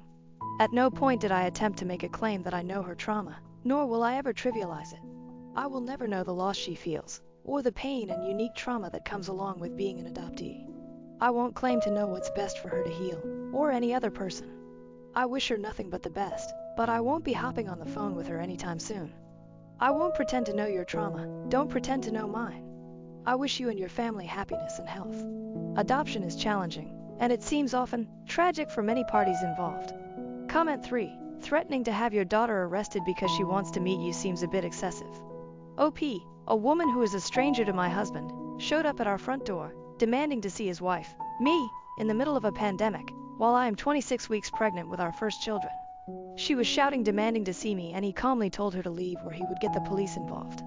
I don't think he acted out of line, or in excess. Comment 4. You didn't say that in your original post. All you wrote was, on Tuesday, she showed up at my front door while I was at work, My husband answered and immediately told her to please leave or he would have to call the police. OP, at the time, it didn't seem necessary to say. She, a stranger, that I expressed I did not want any contact with, presumably drove across state lines to come to my home, while I am knowingly pregnant during a pandemic to see me. I am sympathetic to everything she's going through, but it was extremely unsettling for my husband, and I don't blame him at all. He's understandably protective of me. Comment 5. It's unsettling to see so many people refer to this 19-year-old girl as some malicious woman, including OP. She's a child and she is acting like one. OP. At no point did I make her out to be a malicious woman. She is definitely young, and I understand that that is part of where her lack of impulse control comes from. I have given her as much of an explanation as I'm willing to. I hope that she finds peace and closure in whatever it is she is looking for. Now that I have made her aware of the details surrounding her conception, I hope she can understand better why I make the choices I am making. I am someone who places a lot of value in having my space and boundaries respected. I don't feel I owe her anything.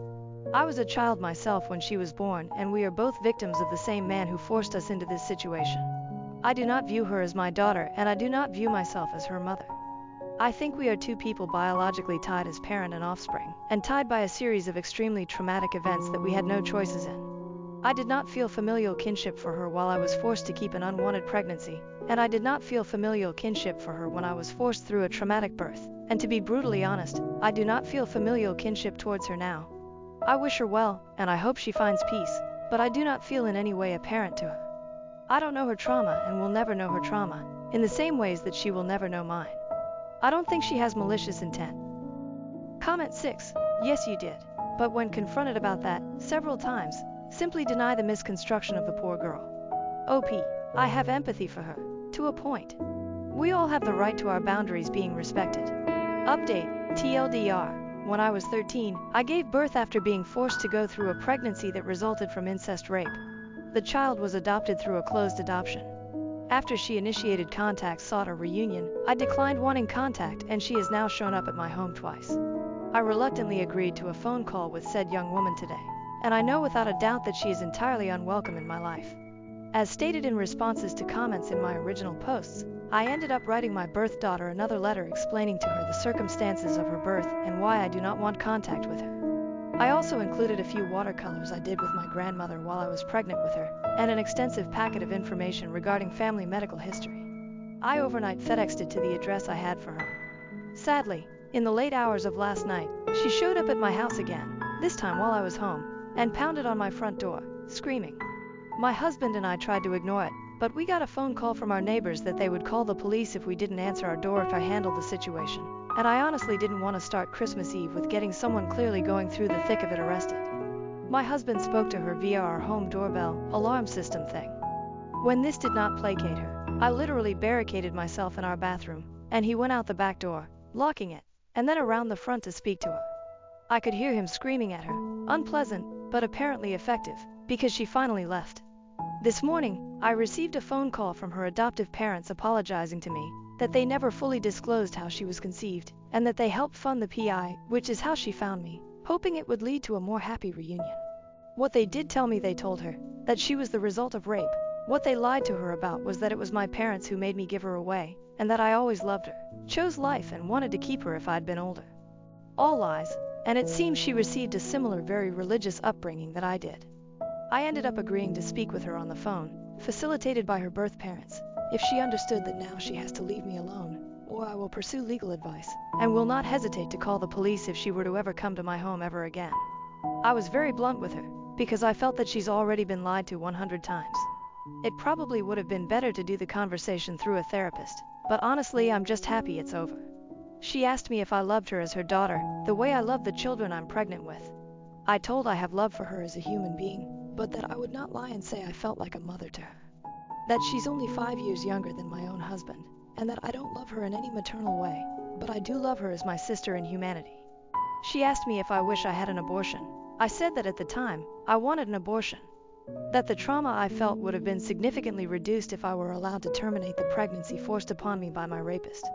I also said I wouldn't go back and change what happened now, because she already exists, and I would never wish away her existence. She asked me about my faith and if I am still a very conservative religious background, that I guess she shares. I told her no, that I'm not even a Christian. She asked me about my political beliefs and if I support murdering babies. I said I'm 100% pro-choice, that I'm a socialist and an anti-capitalist, but that I don't think being conservative makes you a bad person. Not really related, but I felt the need to say it. We talked about other things for a bit, mostly her asking me, because if I'm being honest, I don't really care to ask her anything about herself. She asked me if I forgave her birth father, and if I ever spoke to him, and if I would ever consider visiting him with her. I told her that I will never forgive him, that I don't ascribe to Christian ideas of having to forgive. When pressed further about information related to him, I told her to ask my parents for any further information, and take the time to read the second letter I wrote her. I provided her mother with contact information for my own parents. I'm hoping to close this chapter of my life. I can't imagine speaking with me gave her much peace, but I hope she's satisfied. My husband and I are now considering moving so that she can't find us again. I don't feel any better having spoken with her. If anything, I'm reassured about choosing never to see her in person. She seems like a broken person, and I hope she finds her own healing, but I do not want her as part of my life. She seems like the kind of person I wouldn't get along with, and would never respect boundaries. I get that she has so much trauma of her own, and I hope she is able to leave the religious community she belongs to, unless she's happy there. I don't feel guilty that her life wasn't everything it could have been. I do feel sympathy that she obviously has been raised in a similar toxic religious household. I am glad this is over. I've disconnected my landline, and am changing my cell phone number. I am going to restart therapy at the beginning of next year, and if she ever shows up at my home again, I will be calling the police. Relevant comments. Comment 1. You did everything possible to help her while still keeping that boundary clear. I applaud you for that. I know this was very distributive to your life and she had no right to it and obviously crossed the line multiple times. It makes a lot more sense now hearing about the involvement of the adoptive parents and how they have hurt the situation. They should have never ever told her those things, never crossed a line with the PI, and never encouraged her to keep pursuing this. It was completely inappropriate and entirely their fault, honestly. The girl is just acting in the way you would expect for her age and upbringing in the context of what she had been told. I'm sure that as she gets older she will think back to this and possibly read through everything you gave her multiple times. She will be able to process it and most likely be able to understand where you're coming from. She will appreciate the information and the honesty at some point. She is just a child, and everything that she had ever thought about the situation and the possibilities of a relationship is completely wrong. That's a lot to stomach for anyone, let alone a kid. Try not to be angry with her about this. If anything, be angry at those parents. They are the ones responsible for putting her on this mission.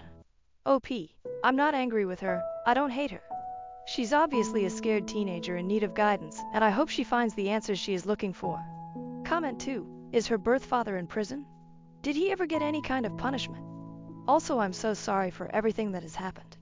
Being pregnant after a forced pregnancy is so hard. I was also pregnant after I was raped, and now that I'm pregnant again, I've noticed things being weird in my head. OP. He spent 16 years in prison. He raped 6 members of my family in 1 year, including myself.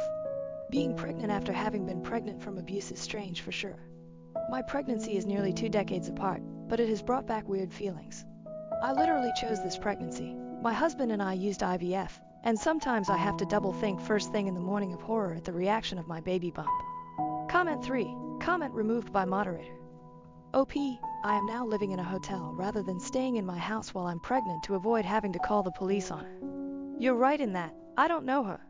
I don't feel overwhelming and hopefully warm love for her like a mother would, but I care about her as a person. I care for her and that I believe she deserves the very best life and answers to her questions, and emotional support. I just can't be the one to provide it. I am barely holding it together. I've done what I thought showed her respect while respecting myself. You have no right at all to ascribe intentions or feelings towards my actions. Comment 4. The adoptive parents completely disregarded their promise made when adopting her, to keep her safe. Nothing they told her kept her emotionally safe, and even put her in potential physical danger by encouraging and facilitating the hiring of a PI, which is what led to these late-night door poundings and overly emotional decision-making. I'm so angry at them for OP and for her. OP. They were unfair to her, and I'm angry with them for this reason, and not her. I'm so pissed they lied to her. I'm also a bit angry with my own parents, because at the time of the adoption I was told her parents were non-denominational Christians and not part of my parents' insane sect of Christianity. Comment 5. Wow, it just keeps getting worse. I'm really sorry.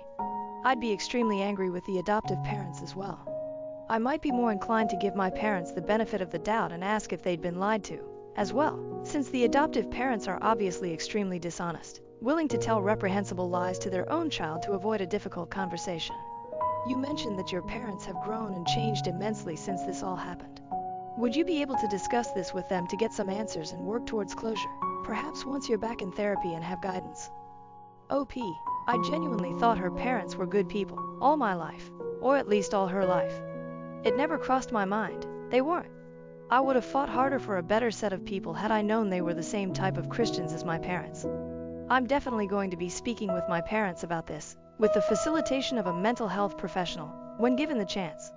Honestly, my parents were such jerks and liars when I was a kid, they genuinely may not remember telling this specific lie.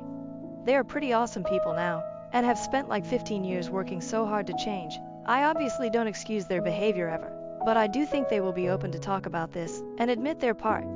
If you're talking about speaking with her parents, I really don't think that's going to happen. Comment 6. I just asked this some seconds ago. The parents who allowed to be raped and rug swept it are more deserving of empathy, consideration than the poor girl, innocent in all that mess. Come on. OP, I know my parents. They raised me. They are far, far, far from perfect. I don't see them all the time, but I have an established relationship with them that spans 32 years. My biological child is a stranger to me.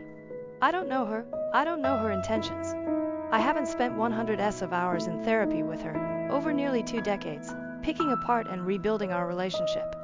She's now come to my home uninvited, 3 times, after I've asked her multiple times to leave me alone. She's stalked me at this point, and I've done nothing but try to be sympathetic to her. My parents aren't perfect people, but they've spent over a decade fundamentally reassessing who they are, what they believe, and the role they played in the traumatic childhood of my brother and I.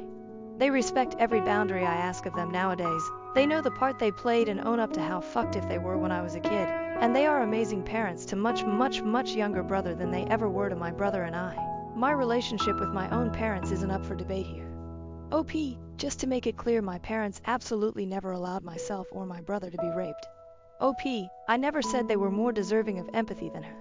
I don't think they are. Additionally, my parents, again, far from perfect, but did support my brother, myself, my maternal cousins, and my paternal aunt emotionally when we testified against our rapist. Comment 7. Comment deleted by user OP. I disagree. I was a child when I had her against my will. I begged my parents and then my grandmother to please not force me to give birth.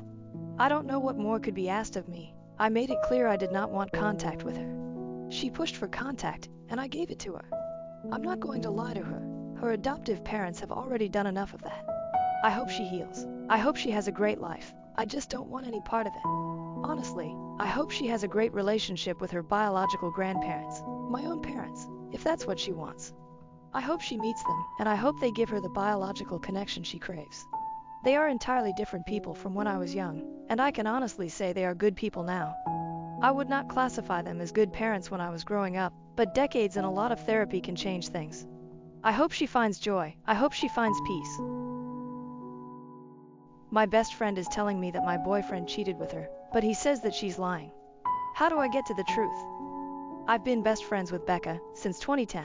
We were college roommates, and then after we graduated we still lived together until I moved in with my boyfriend Nate in 2019. One thing about Becca is that she's always had a drinking problem for as long as I've known her, and she's done stuff while drunk that has sometimes caused problems in our friendship. She does try to stay sober, but every few years something will happen to make her start drinking again, which is what happened earlier this summer. So last Saturday Becca called me because she was drunk somewhere and needed a ride home. I couldn't go pick her up because I had the flu and I was on cold medicine, so Nate went to get her instead. A couple of days after that I started noticing that Nate was being weird with his phone. Normally he leaves it out on the coffee table if we're watching TV or whatever, but he started putting it face down so I couldn't see what notifications he was getting. My first thought was that he was trying to plan a surprise, and because of the timing I thought that maybe Becca was helping him. Yesterday I saw Becca. I told her that Nate was being sneaky all of a sudden and asked her if he said anything about maybe proposing soon. She asked me if I looked through his phone and I said no. Becca started crying and told me that she and Nate hooked up in his car the night that he came to pick her up. Her excuse was that she was really drunk and didn't fully know what she was doing. She said she'd been texting him since telling him that he needed to tell me what happened or else she was going to I asked Becca to show me the texts, but they were all in the app Signal, which deletes messages after a day. So all I could see was that she and Nate had a chat thread, but nothing that they said. I told her to text Nate in front of me so I could see what he said, and she did, but we got no read receipt and so no response at all, so it didn't prove anything. I asked Becca if she was sure she wasn't so drunk that she maybe imagined it or thought a dream was real, and she absolutely lost her shit on me and said that she knows that she's horrible when she drinks, but that she's not fucking delusional and she doesn't make shit up. She said that I could believe her or not, and it's my choice, but she was telling me the truth. I said I needed to go home and talk to Nate. So when I got home, I confronted Nate with what Becca had said, and he acted shocked and denied that anything like that had happened at all, and said he didn't know why she'd think so or say so. He said that he had just given Becca a ride home, and the only thing that happened was that they talked about how he and I had been together for a long time and how we should get married already. He admitted they were talking on Signal the next couple of days, but he said that it was about exactly what I thought, that he was asking her about engagement rings and what kind of proposal I would want. Nate replied to Becca's message from before, asking her if she made up a story about them hooking up to not ruin the surprise about his proposal, and she texted him back that there was no proposal and to stop playing dumb.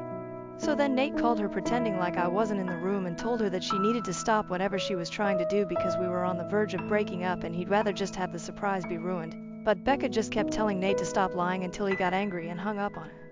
I really didn't know what to think, and I still don't. Right now Nate is really upset and not really talking to me much. He says that it's bad enough that Becca acted insane and ruined his plan to propose, but it's even worse that I believed her lies even a little and would think that he would ever cheat on me.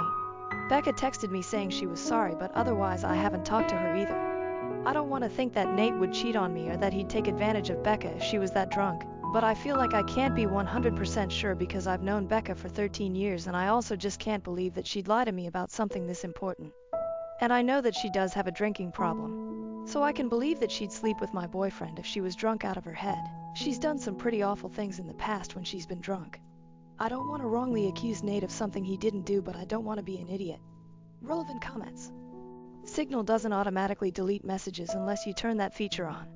Would he have? It's not the automatic default, but if Nate created the chat with Becca and set it for messages to disappear after 24 hours, then all of her messages with him will do that without input from her. Someone asks what OP wants help with. Sleuthing ideas, who is more believable, revenge, etc. I think what I initially wanted was just a sounding board for who sounded more believable. But someone gave me the tip that you actually can recover messages from Signal, so when I have a chance later tonight I'm going to try to do that to see if I can get some actual proof of what happened. But so far I haven't talked to anyone else about this though. I really just don't want to spread around what didn't happen to the rest of my friends or family without actually knowing for sure. What else has Becca done to you while drunk? So in the past when she's been drunk, Becca's blacked out and started fights with me or other people. She'll say really out of line insulting things. She's kicked people out of our apartment because she didn't remember inviting them in. She's accused me of stealing clothes from her because I was wearing an outfit that looked like something that she also owned. That kind of thing. She's never hooked up with anyone that I was dating, but she's definitely hooked up with guys that she knew I was interested in. Who has the greater motivation to lie here? Nate or Becca? Becca did have a big problem with Nate when we first got together, and she was really upset when I moved out of our apartment to move in with him. I could see her still being angry about it or still not liking him, but just not saying anything. From what Nate said, they weren't making the plans on Saturday, but Becca brought up that it's been 7 years and asked why we're not married yet, and then the day after he asked her about rings. What is her reason for not liking him? So at the time she was in one of her longest stretches of being sober, and she said that I was abandoning her for some guy when she needed my support the most. And then when I moved out, she tried to make it out like she wouldn't be able to stay sober without me living with her. And Nate basically had to step in and point out that she couldn't stay sober anyway, so to stop guilting me. It's possible she blames you for her current drinking, and Nate saying he wants to propose triggered her anger for some reason. Everything you say here makes sense to me. Becca has said stuff like this in the past. Not specifically about Nate, but sometimes when she starts drinking again she acts like it's unfair that I'm not getting dragged down with her or doing more to help her. And I think on some level she might still think it's his fault that I moved out and don't keep as close an eye on her as I did back when we lived together. I don't know if she'd really go as far as to lie about something like this just for that reason. I really hope she wouldn't, but I could completely believe that she feels like this. Update 1. So on Thursday night after I got everyone's advice, I told Nate that I had found out a way to recover deleted messages from Signal. He immediately took out his phone and opened the app and asked me to show him how to do it. So I already thought that must mean he was telling me the truth because he didn't panic or hesitate at all. Which was good because when I tried to download Signal on my old phone, it turned out that it's too old to support the current version of the app, so it wouldn't work. Nate then asked me if we were going to have to go out and buy a new phone for me to believe that he was telling me the truth, and he said that he was willing to do it if that's what it would take. I told Nate it wasn't that I didn't believe him. I just wanted to have some proof because I just couldn't understand why Becca would lie about it. Nate said that she would lie about it because she's a fucking crazy drunk bitch and there's literally no way for a non-crazy person to understand why she would do anything, and once the messages proved that he didn't ever want me talking to her again. Then he said to get up because if we were going to go to the Verizon store we had to get there before it closed. By then I completely believed Nate anyway, so I told him we didn't have to go anywhere or get a new phone and that I believed him and I knew he didn't cheat on me and that he would never do that. Nate said that he would hope I know that and that he didn't understand why I didn't take his word for it in the first place. I started trying to explain why I didn't want to just immediately dismiss what Becca had said happened, but Nate said that he really couldn't listen to that right now. I said that was fair and agreed that I would cut Becca off, but that first I wanted to try to get her to admit that nothing happened. Nate said fine, but to call her with my phone on speaker because he thought he also deserved to hear her admit that she was lying. So I called Becca and I said the same thing to her that I said to Nate, that I figured out how to recover deleted messages on Signal. She asked me why I would need to do that, so that was when I knew for sure that she was definitely making it up and not just confused somehow. I said it was because I wanted to have proof of what she and Nate talked about. Becca asked me if I saw their messages, so I lied and said yes. After that, Becca just went silent until finally I asked her if she was going to say anything. Then she asked me if that meant that we were engaged now. So then I really just lost it on her and screamed at her asking her if she was fucking serious and what the fuck was wrong with her and how could that possibly be all that she had to say. Becca started screaming back telling me to fucking calm down and about how obviously I never believed her anyway because it's not like we broke up over it. I was crying by that point and because of that I couldn't really say anything else. So then Nate told Becca to go fuck herself and to never ever contact either one of us ever again and hung up on her. A minute later, Becca sent me a completely unhinged text that I'm quoting here verbatim, apart from changed names. Courtney, you're supposed to be my friend for life. You're supposed to be there for me. You are supposed to be my person. But then you meet Nate and now you only care about Nate. Everything is about Nate. Tell me why Nate comes to pick me up when I call you. I called you not your precious fucking Nate. I only want you to see how fucked up this is, but do you? No, of course you don't. Of course you choose Nate over me like you always do and like you always will. You pretend to care about me but I can see you don't care. It is pathetic, Courtney. You are a pathetic woman who would choose a man over a friend. But since you can't say it yourself, I will. Since you have to have your sweet, perfect little baby Nate do it for you, I will. Goodbye, Courtney. Is that what you want? Goodbye forever. I hope you fucking got what you fucking want. There were the 3 dots after that showing she was still typing more, but I blocked her before she sent it. I don't care about anything else that she has to say. I'm sure it's all just going to be more bullshit about why this is my fault or justifications about why what she did wasn't that bad and I should forgive her.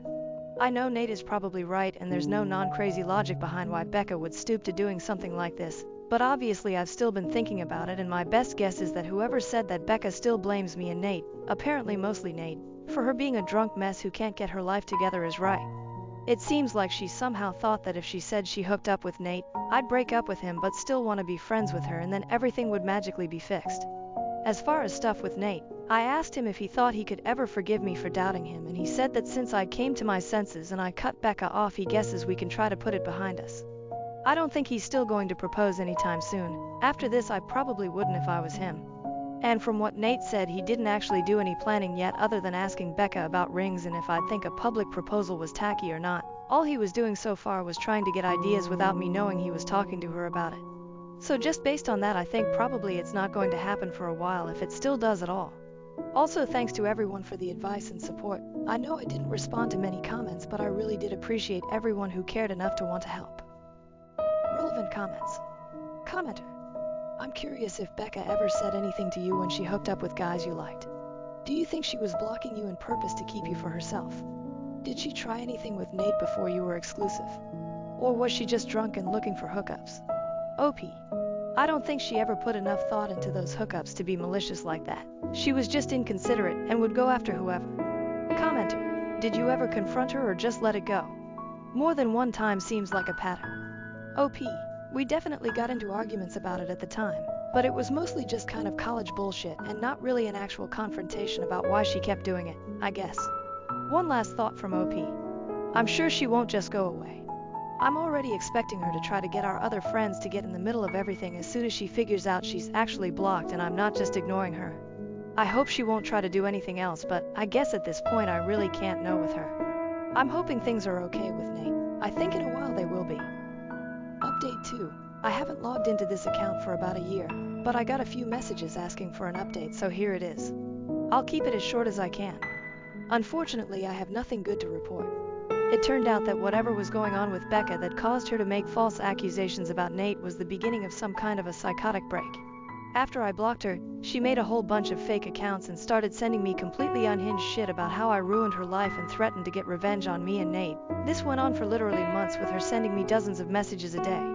I found out from other friends that she was making multiple posts on Facebook every day that were semi-coherent rants about how much she hated me and how I was evil and ruined her life intentionally. I tried to talk to the police 2 different times to get a restraining order because I was afraid that Becca was going to show up at our apartment and attack me or Nate. I literally even got a front door camera because I was so scared that she was going to hurt us. The police said that because Becca wasn't threatening actual violence, she was just a nuisance and they couldn't do anything. They acted like I was an idiot because it isn't illegal to talk shit on Facebook, and they basically told me to just keep blocking her whenever she made a new account and eventually she'd get bored and move on. Then finally there was an incident where someone broke the windshield of Nate's car while he was parked at his work. I guess it could have just been a random act of vandalism because his wasn't the only car that got windows broken, but at the time I was 100% sure it was Becca, so I went to the police again. Eventually an officer went to talk to Becca and she said she didn't touch Nate's car, and again I have no proof that she did. But after the police talked to her, Becca got put into a psych ward for a week because apparently her apartment was filthy and she was drunk out of her mind 24/7 and a danger to herself. I have not heard anything from Becca after she left the psych ward. I don't know if she was diagnosed with something or if she's medicated now or what. I found out that she moved in with her dad, who, thank God, lives in a different state. I look at her social media every so often to make sure she's not posting about me again and that she's nowhere around me. I haven't mentioned Nate much in this update because we're no longer together. He broke up with me after the windshield incident because he couldn't handle being constantly harassed by Becca, and to be honest, I don't think he ever forgave me for not taking his side immediately when everything started. It really hurt, but I can't blame him. I tried to talk to him about fixing things between us after Becca was gone, but he just wasn't interested. I'm pregnant and my boyfriend wants me to hold off on the abortion for his kink. How do I decide what to do? My boyfriend, 28M, and I, 22F, have been together for 4 years, but we were friends a couple years before that. When we were just friends, he had a FWB that he got pregnant. He doesn't want kids, so he didn't want her to keep it and offered support with an abortion. She wanted to keep it, so he said he'd pay child support and some other stuff but wouldn't be involved in the kid's life beyond that. They kept sleeping together while she was pregnant and then again when she was about 3 months postpartum. One day he had a little party with some of his friends and I bought a couple of my friends. This part is a bit NSFW. We were all drinking and a bit high, and he ended up telling us that he sucked her nipples and drank some of her breast milk. He said it tasted kinda good and we all laughed. He stopped seeing his FWB when the kid was about 6 months old.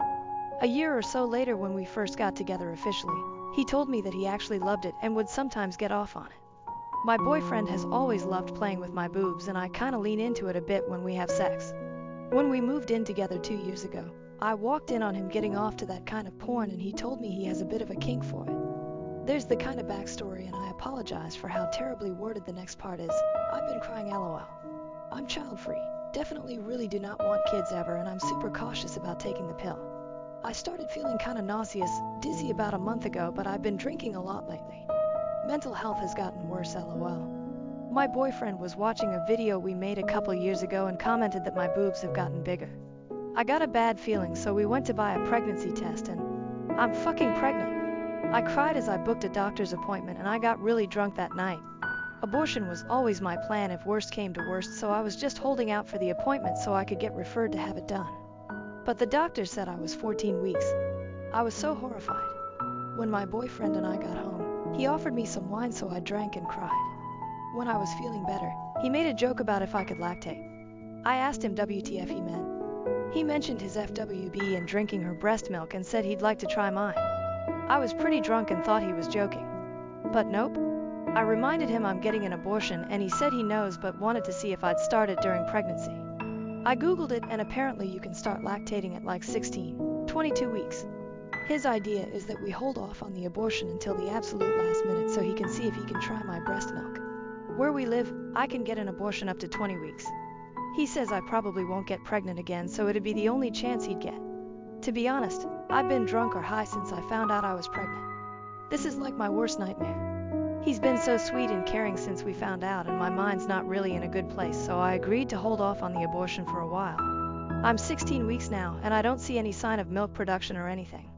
I'm really freaking out now that if I keep waiting, I might not be able to get the abortion and be stuck pregnant and having to give birth. I literally cannot give birth, like I fear it more than death. I don't know, I know it means a lot to him, and I've just really been trying to pretend this pregnancy doesn't exist, but now it's starting to hit me. My boyfriend says it'll work out and I'll be able to get the abortion, but I'm honestly really scared. I'm at uni and I've been missing all of my classes and assignments and just staying in our bed the past few days. I know it's not good for me, but I also don't want to disappoint my boyfriend. Like, he's so excited. I don't know what to do. I don't know if he's right and that we can wait a bit longer. I'm losing my mind, so advice would be so helpful, please. I just can't think straight. How would I tell him I don't want to keep going? TLDR, my boyfriend has a thing for breast milk feeding. I'm 16 weeks pregnant and he wants us to hold off the abortion to see if I can lactate. I'm worried I won't start lactating and I won't be able to get the abortion if I wait. He's so excited and I love him so much, but I just don't know if I can keep doing this to myself. Edit. Thank you all. I feel so stupid and naive now, and I hate myself so much. It's late here, but I'm going to get the abortion as soon as I can. I just don't know how to approach it with my boyfriend. I feel like he'd probably be okay maybe, and I saw some people saying you could maybe induce lactation without pregnancy. So maybe he'll be more okay if I tell him that. I do really love him, and I know the comments are harsh, but he is normally a good guy. I just don't know why he's been like this. I've been high, drunk, and/or both for most of the time the past couple weeks, and so I just haven't had a clear mind. I don't think he realizes how much pain I'm in and how horrible this is for me. I don't want to break up though. I'm really happy otherwise in our relationship. Edit. My sleeping pills are kicking in, so I'll be replying tomorrow to the rest. I want to reiterate that I'm getting the abortion and calling tomorrow to see how soon I can get it done. I appreciate all the comments, and I feel really terrible with myself that all this has happened. Like, truly, I just feel rotten. Edit. Over a day later at this point. I've made the necessary appointments for the abortion and the prior test scans. I've got it scheduled and I'm following through. I vaguely told my mom that I'm having an abortion and may need some help, and I'm not too sure about my relationship at the moment.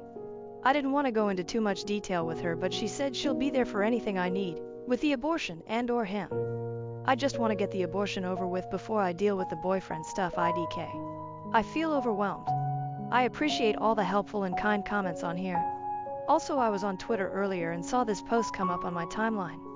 It felt so weird to see that, but I appreciate all the help and support over there too. Thank you all.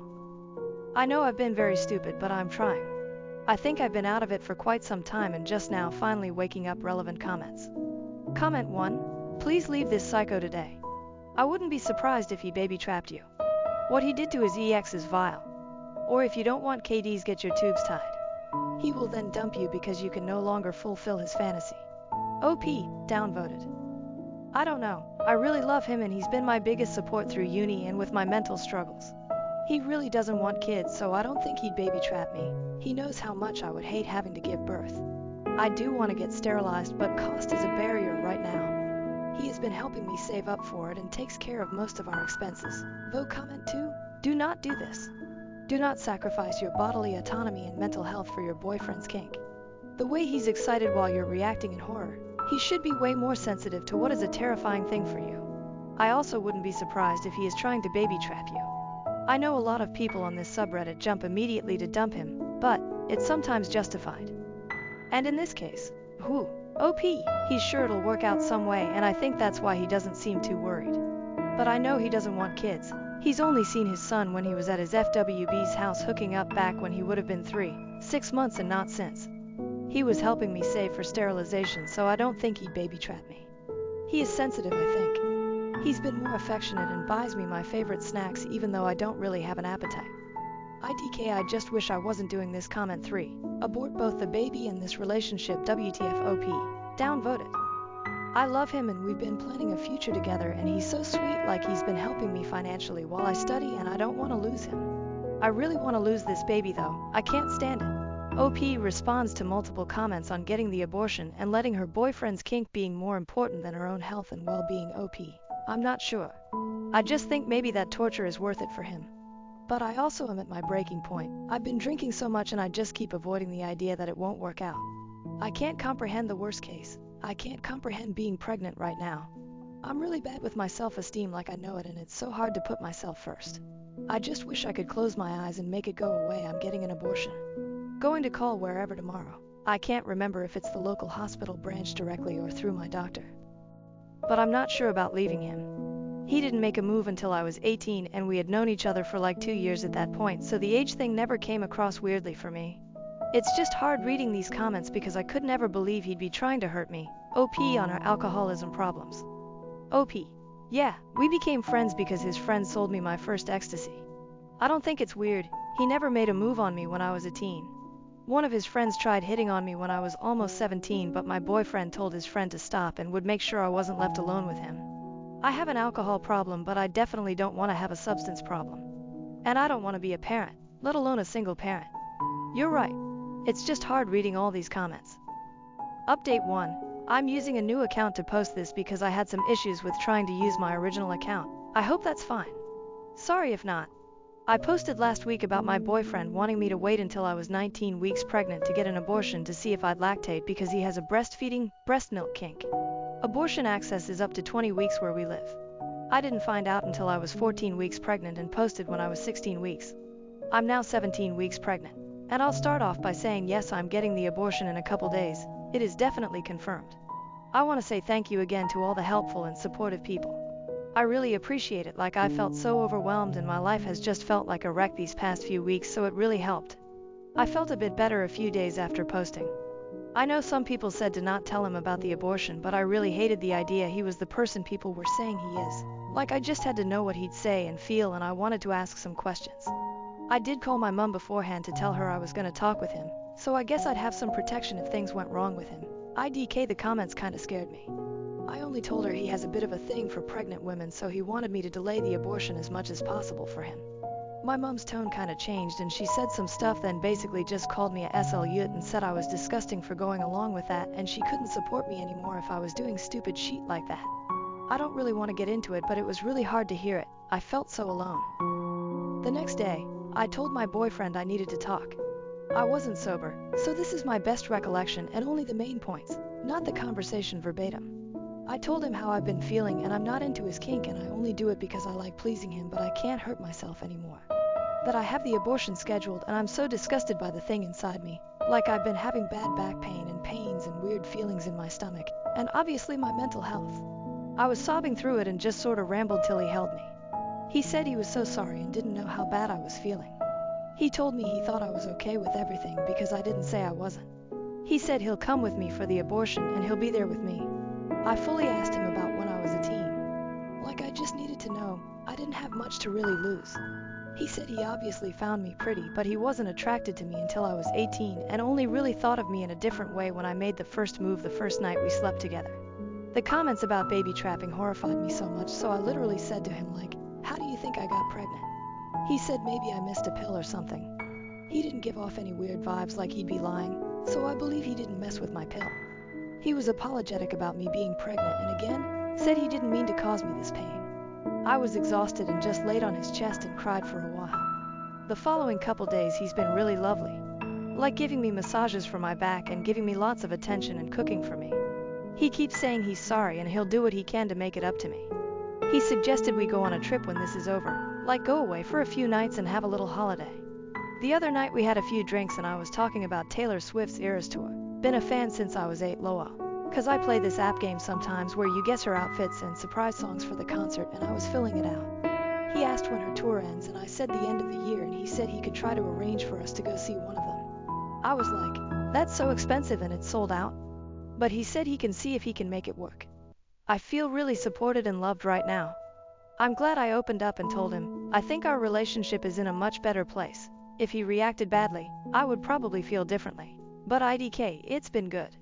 I also don't really know who else I have, TBH. My mom clearly hates me and I'm relying on government money, studying, which isn't that much, so it's not like I can afford to live elsewhere right now. I also love our lifestyle and what he does for us, so I don't want to mess that up. I doubt he'll be successful, but if he got us to see the Eras Tour, that's like a dream to me. I'd for real be the happiest person. I kinda feel like if I followed some of the advice I got, I'd be in such a different and worse place right now. I'm excited to do fun couple stuff with him. Like he even brought up wine and cheese tasting or taking me shopping. Like really nice dates. We had sex last night for the first time in over a week, and he was really respectful, like didn't give my boobs attention, but I've been feeling adored, so I kinda indulged him. Still not into that kink personally, but I like seeing him pleased. I feel like when I get rid of this parasite, our relationship will be really strong. Like this thing has really tested us, Laneo. So it's all good, just waiting in anticipation for the abortion. And gonna give my mom some time. There's been a rocky history there, so we'll see, I guess. Thank you guys again. Relevant comments. Comment 1, honorable. He knows the abortion ban, correct? Then he knows exactly what he was doing. He knows he was putting his kink over your health. He knows. You and he are trying to justify it by claiming it wasn't malicious. He knows. His intentions are moot. He knew what he was asking. He knew he was risking your health, but his sexual gratification was more important to him. OP, he knew about the abortion limit, but we don't live in the US. Our abortion laws would take a long time to be revoked, but I've been telling him about those. I still don't think so. I can't really wrap my head around that. I think he just kinda thought it'd be whatever, and now he knows that's not the case, so he's trying to make it up to me. IDK, that's how I see it, but I get what you're saying. Comment 2. Yeah, okay, enjoy your carnival of red flags. Not a single iota of sense in any 22-year-old, but you really hid behind a door when wisdom was being dished out. OP, aside from this, I don't really think there's any red flags. He answered my questions, and I don't think he's lying. I know there was a lot of good advice, but thankfully I didn't feel the need to follow it because he's been better since we talked, and I feel like things are real good. Update 2. I got notified of the Boru, and yes, the other account is me, and yes, I did get the abortion. I've been reading comments for hours and responding before my original and update posts both got removed. It's very early morning here, and I know I'm gonna get shit on for this, but I'm drunk, but I just need to say, I had an abortion.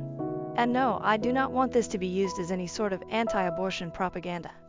I've even seen some comments referring to Fox News, and I would rather gauge my own eyes out than be used as some sort of tactic to push people to be pro-life. Forced birth, in my opinion. My abortion was necessary, although delayed. I understand that. I understand I fucked up so badly, but I needed that. I didn't find out until it was late, and I'm struggling with my mental health and the booze and drugs and just was in a daze. I'm so glad I made my initial post because it helped me get the abortion when I wanted it. And no, I don't live in the US. But again, I don't want this to be used at all for evidence towards draconian pro-life laws. They do not save lives. I don't want to get into politics because I really should sleep, but I don't want this to alter anyone's opinion on abortion. I'm probably like the first person to ever deal with this. I know everybody is telling me my boyfriend sucks, but I just really don't know. It's so hard to fit an entire relationship history into some posts and comments. He's been so lovely and so supportive, and I really believe in giving him another chance. I'm happy to clear up anything on here if I want. I just didn't expect this kind of response, and it's been a bit of a shock. I'm not at uni because I feel pretty shit physically, so I have a lot of time just being bored, lol.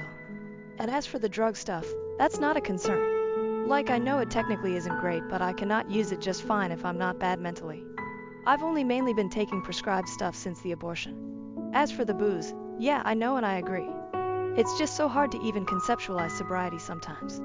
I know I need to do it, but it's also like you need to want to get sober to actually be sober, or at least be successful in it. I've tried sobriety like 3 or 4 times at this point.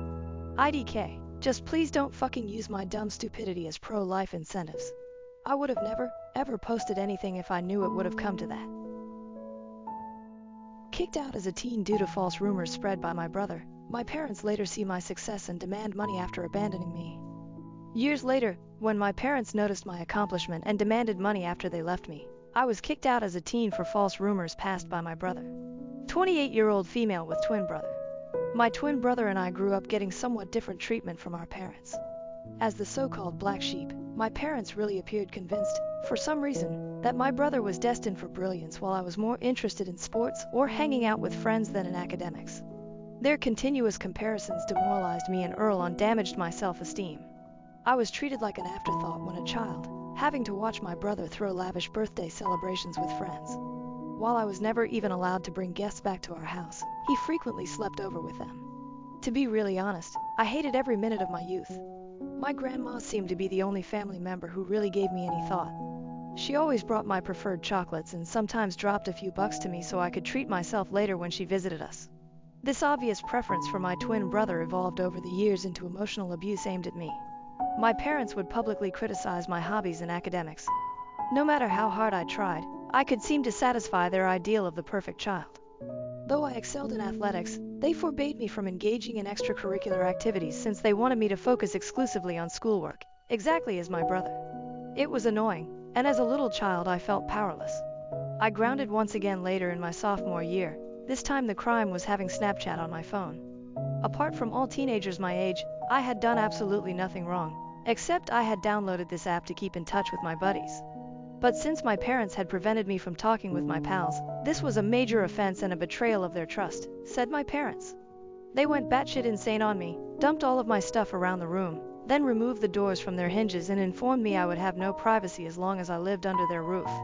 Seeing my parents treat me this way, my identical brother made my life worse instead of helping me. Our parents' unfair behavior produced a poisonous surroundings that let him take advantage of the circumstances. He started lying about me, accusing me of things I'd never done so he might get away with everything. Should he steal something, he would easily point the finger on me and my parents, already inclined to view me negatively. His falsehoods were easily accepted. He would make fun of my appearance and belittle me in front of my schoolmates. Still, I had a large group of friends at school because I was friendly and open about forming relationships. But my twin, an introvert, felt uncomfortable and started to hate that I could interact with people. When no one came up for his birthday at our 14th birthday celebration, this jealously peaked. While in sharp contrast, my friends took me ice cream and I had an overall great day. I have no idea why his friends did that to him. This enraged my brother still more. My brother started spreading false accusations about me at school, presenting me as a spoiled child, in order for retribution. Since our parents liked him more, he misled everyone by saying I was physically mistreating him at home. I had no idea he went to such a terrible degree. He would punch himself, carefully causing injuries like a black eye or bruised shoulder, in order to create evidence. He would boldly enter school the next day showing the self-inflicted injuries as evidence of my claimed brutality and create stories. He would lie, claiming that his injuries were from innocent sports like football with pals, whenever our parents asked him about them. People started to trust his twisted view of events as the lies and his claimed black eyes gained momentum. Whispers soon spread, and even my friends started to glance at me with mistrust. I first observed minute changes. People who used to converse with me in the halls suddenly started to fade. Group hangouts started to get fewer and more spaced apart invitations. People hesitated to be around the apparently spoiled girl accused of aggression, as if a switch had been turned off. I plucked the bravery one day to ask my former best buddy why our relationship had deteriorated. She talked about how my twin brother had been spreading gossip about me. She exposed the thorough lies he had told everyone, charging me of things I had never done. Hearing her say startled me. The sensation was one of mistrust mixed with incredulity, as though the ground under me had collapsed. Someone I grew up with, my brother, was fabricating stories about me, accusing me of doing things I would never have even considered. That was a devastating betrayal that left me with a knot in my gut and a weighty heart. The day I addressed my brother at school, he chose to ignore me. When I urged him to stop lying about me, he grinned at me and told me I deserved to rot alone. His falsehoods and actions were beginning to worry me, thus I found it difficult to express myself. Though I wanted to talk to my parents, I worried they would view my brother above me. Particularly considering that I had always been open to befriending others, the isolation pained. The lies driven by jealousy from my brother seemed to be destroying the relationships I had developed over years. Teachers too started to become caught in the rumors. It was a dreamlike sensation, as though I were living in a parallel universe in which the evil narrative woven by my twin eclipsed my actual self. The lies were influencing people's actual impressions of me, not only teenage chatter. They had evolved beyond simple gossip. The terrible news soon got to my principal, and suddenly my worst nightmare materialized. Along with our parents, the maid called my brother and me straight into his office to go over these supposedly rumors. Heart thumping, I sat there as the principal insisted on the reality. Though I expected my brother would at last come clean, he doubled down on the lies. He told the principal straightforwardly that, indeed, the allegations were accurate and characterized me as a bully who roamed about physically assaulting him while our parents were not around. I found it hard to believe. My brother kept telling this twisted tale about how I was furious at him for getting more attention from our parents, and shock flooded over me. Though everything of it was lies, he stayed to his tale like glue. Hearing my brother's tale, my mother started to cry. She grabbed onto my brother if he were some sort of hero, telling my brother that he was brave to speak up and that he would be ensuring nothing would ever happen to him. My dad sought to console him. That day, I tried to defend myself by begging the principal that everything was made up. Desperate to swim to the top, I felt as though I was drowning in a sea of accusations. Yet, my brother persisted in saying that I was this furious, aggressive person venting daily on him. As my mother clutched onto my brother, my tears kept flowing and I started to see accusing stares. It was like battling a wall of belief in my brother's invented narrative. Saying the school didn't accept bullying and that these were reasons to punish me, my principal chastised me severely. I begged him not to suspend me, but he shook his head, declaring he couldn't let it slip. Tears running down my face, I begged him to understand that I did nothing to help my brother. The main insisted that I would be suspended for 10 days so that others may learn from this never to bully anyone. It really hit me, and I started crying even more, almost asking him to think twice. Furious and ashamed of the overall state of affairs, my parents hauled me from the principal's office. I refused to go. They were not understanding what I intended to provide as my argument. We left the institution, my heart weighed with shame and frustration. Things changed dramatically when we arrived home. Out of the blue, my dad started packing my stuff. Startled, perplexed, I had no idea what was occurring. When my mother questioned him what he was doing, he simply yelled that he cannot allow my brother to live in the same house anymore. I begged my brother to give them the truth, almost on my knees, but he stayed frigid, unmoved by my tears. After finishing packing, my dad dumped the luggage into our foyer. Still pleading my dad not to kick me out, I grabbed to his legs. Like a dream coming to pass. A bully like me didn't deserve to dwell in his house, he told me, and he would ask his mother, my grandma, to come fetch me up should she so want. The planet seemed to have collapsed under my feet. Surrounded by my stuff strewn in the foyer, booted out from my own house, I stood there shocked. My grandmother did show up finally. She helped me get into the passenger side by gathering all my stuff and arranging it in the car. Before approaching my parents' front door, she checked to be sure I had on my seatbelt. She rang the doorbell, then started to shout at my dad for treating me this way when he opened it. She cautioned him sternly that she would not hesitate to engage the police or CPS should he ever approach me or try to get in touch once more, as what he had done to a child like me may eventually land him in prison. Trying to avoid responsibility, my mother said it was mine. But my grandmother wasn't feeling it at all, emphasizing that I was only a young child who deserved not to be abused in such a merciless way. She stood her ground defending me. I had never felt such power in my life till then, from my grandmother. She trusted me rather than cowering to my parents as they thought. We finally left, my house the only place I had ever grown up in, behind us. It is impossible for me to adequately describe how intolerable the suffering I went through during that period. Though my grandma begged me to, I recall simply crying on the bed and not eating anything. She was likewise startled when I told her what my brother had done. She told me she thought my side of the story, and it made me glad at least one person had my back. The idea of going back to school was like stepping back into a lion's den once the 10 days of suspension ended. The faces of my students told volumes as I walked into the known hallways. Judgment, murmurs, and sidelong glances. The weight of the unfounded charges hung in the air. My brother, meantime, deliberately disregarded me and behaved as though I didn't exist. A few people who saw him as the victim of my assaults and agreed his side of the story had grown friends with him. No matter how hard I attempted to present my side of the narrative to anyone, it was ignored.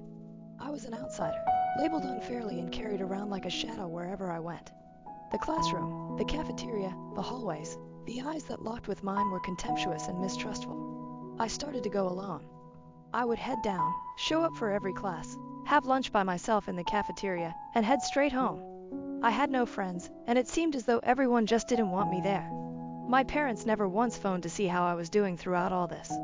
My grandma would tell me again and over that life would finally be good and that this was not my fault. Having decent marks when I finished from high school, I was looking forward to college, where maybe I would have a better life. I first felt what freedom felt like only when I left for college. Nobody was monitoring my shoulders, none was comparing my marks, and none was trying to challenge me. For the first time, I ran into like-minded folks and developed friendships with them. Though my family and peers had caused emotional and physical scars over the years, I focused on putting all behind me and savoring this collegiate experience as much as I could. It was around this period that I developed my flair for content writing. Though I had always wanted to be a writer, I chose to give up on my ambition as I wasn't sure whether it would be long-term viable. But I decided to start freelancing and writing in order to pick some side money. Signing up on several freelancing platforms helped me land work from well-known companies. I began gradually compiling a portfolio of my works this way. I kept this side project throughout college and never approached my parents for one penny. Instead of landing a corporate job upon my college graduation, I discovered I could work full-time in content writing. The several clients and long-term professional ties I had with them helped them to rope me into several initiatives of theirs, thereby enabling me to be doing rather well. Having a respectable freelancing profession let me travel the globe as a digital nomad in addition to make me financially independent. Though it was certainly not easy, traveling helped me heal from past. I grabbed as much as I could and gambled on myself. I have seen so much of the globe throughout the years, yet I still have so much to see. My grandma was the only member of my family I thought about all through all this. I really loved her. When I moved out, Mother was quite depressed, yet she knew I had to be independent on my own. Though I have a busy schedule, I would make it a point to be with her whenever I could. On the weekends, I would go see her, usually sitting on the porch or enjoying meals together, lost in talks ranging from childhood stories to more current events. On weekends, I would spend whole days assisting Mom with housework or taking her for a leisurely stroll to the neighborhood park. Lately, I finished one of the most significant assignments of my career. Though I cannot name the brand, I was quite fortunate to create blogs and product descriptions for them. Following the assignment, I asked the team I collaborated with to offer me favorable feedback on my website, which they were more than glad to do. Knowing working with this brand was a big event, so I grabbed screenshots of some of their evaluations to publish on Instagram. Many additional content creators, as predicted, contacted me to celebrate my professional achievement and even shared my tale to assist in dissemination. This is how I began receiving messages from random people needing assistance with their websites. Some of my family also spotted this and contacted out to congrats me. Eventually, the principal of my college got in touch. Seeing that I was doing so well, he had gotten in touch with me and asked me to visit college for a lecture to discuss career paths as a content writer to students. Though I struggle with public speaking, I was really anxious, so I decided to take a chance and consented. My life seemed to have gone full circle when I stood before expectant faces imparting my knowledge and views. In my lecture, I discussed the difficulties I encountered and how I persevered in spite of many demanding days. Empowering others and helping the writers' community flourish was, quite honestly, a really rewarding experience. As individuals related to several of my clips, they began to go popular on Facebook groups. Being at last appreciated for my effort felt fantastic. I received an invitation to speak on a local news station last week.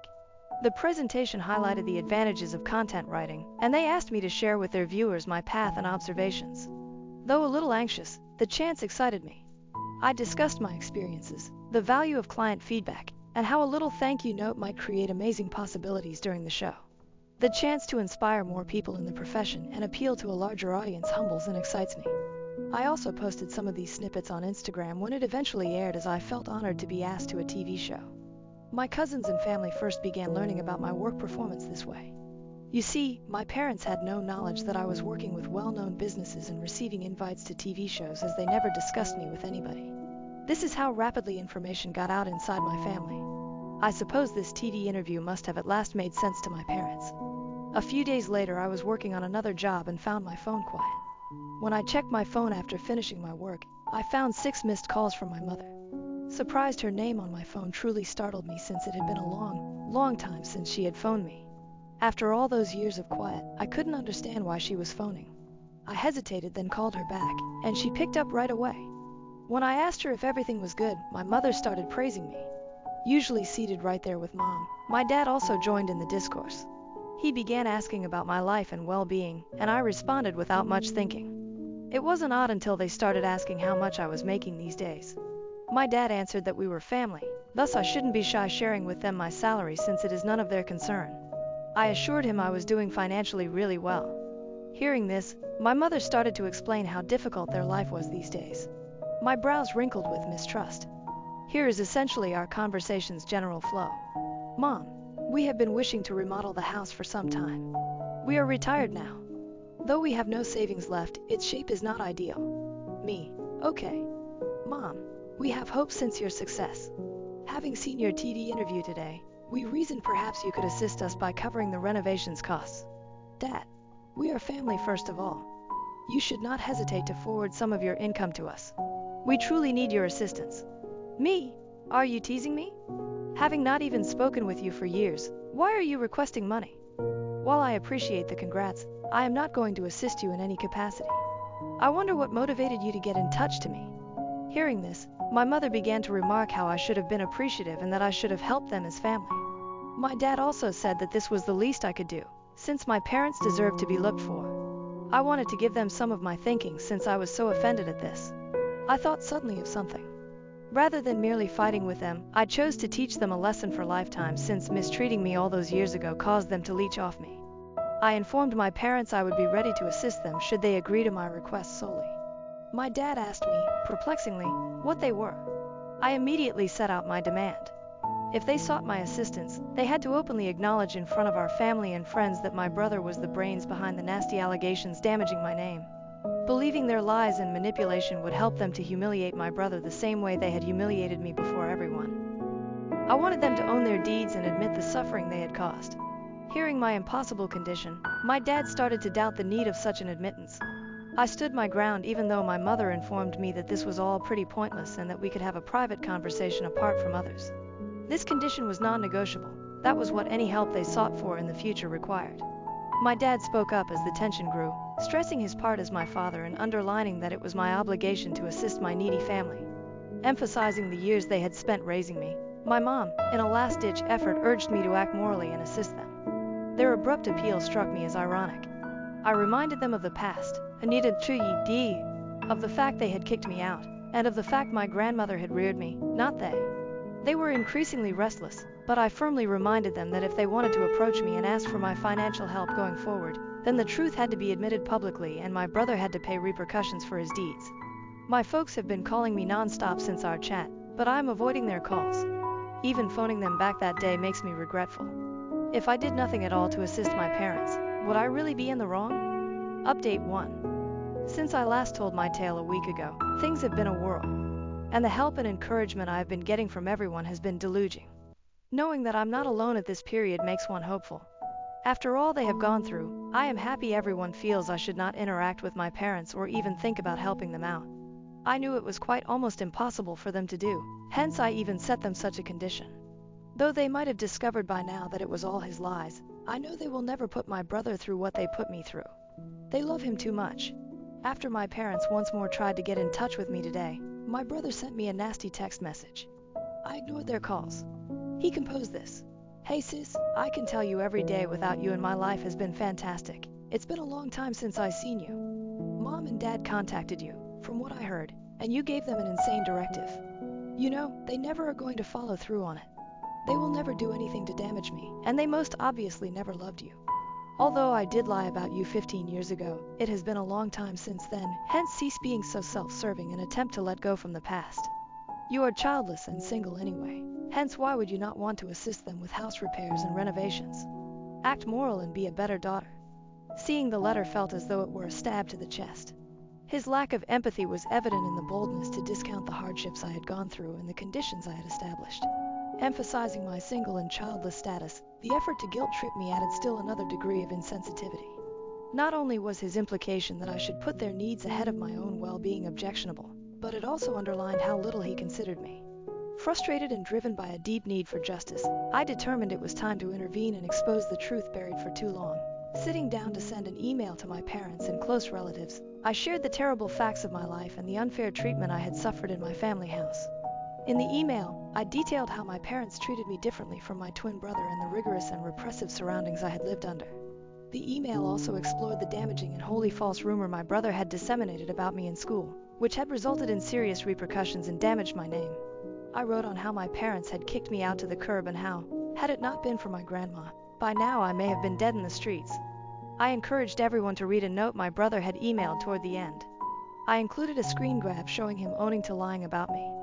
It was an unambiguous confession meant to reveal the lies that had lasted far too long. Just an hour ago, I wrote the email. Once my parents and brother see it, all hell will explode. I will let you know nextwise on how my family responds to my email. Update 2. My last update was 1 month ago, and as you might imagine, a lot of things have transpired this month. My family burst upon getting the email. Relatives who were earlier ignorant of the degree of the favoritism and emotional abuse have criticized my parents. Many of the family members contacted me apologizing for not being there for me and stating they had no idea about all this. I decided to contact a lawyer after my brother and dad sent me a torrent of text messages beginning to get increasingly violent and nasty. She sent a notice of cease and desist. It essentially advised them not to get in touch with me anymore and that, should they do, they would suffer severe legal repercussions. Given they ceased getting in touch, I suppose this must have terrified them straight. My grandmother supports me 100% since she believes I have done the right thing by informing everyone what occurred. She is the only person that counts to me, hence I'm happy she has my back. Update 3. 2 months apart have gone between my last update.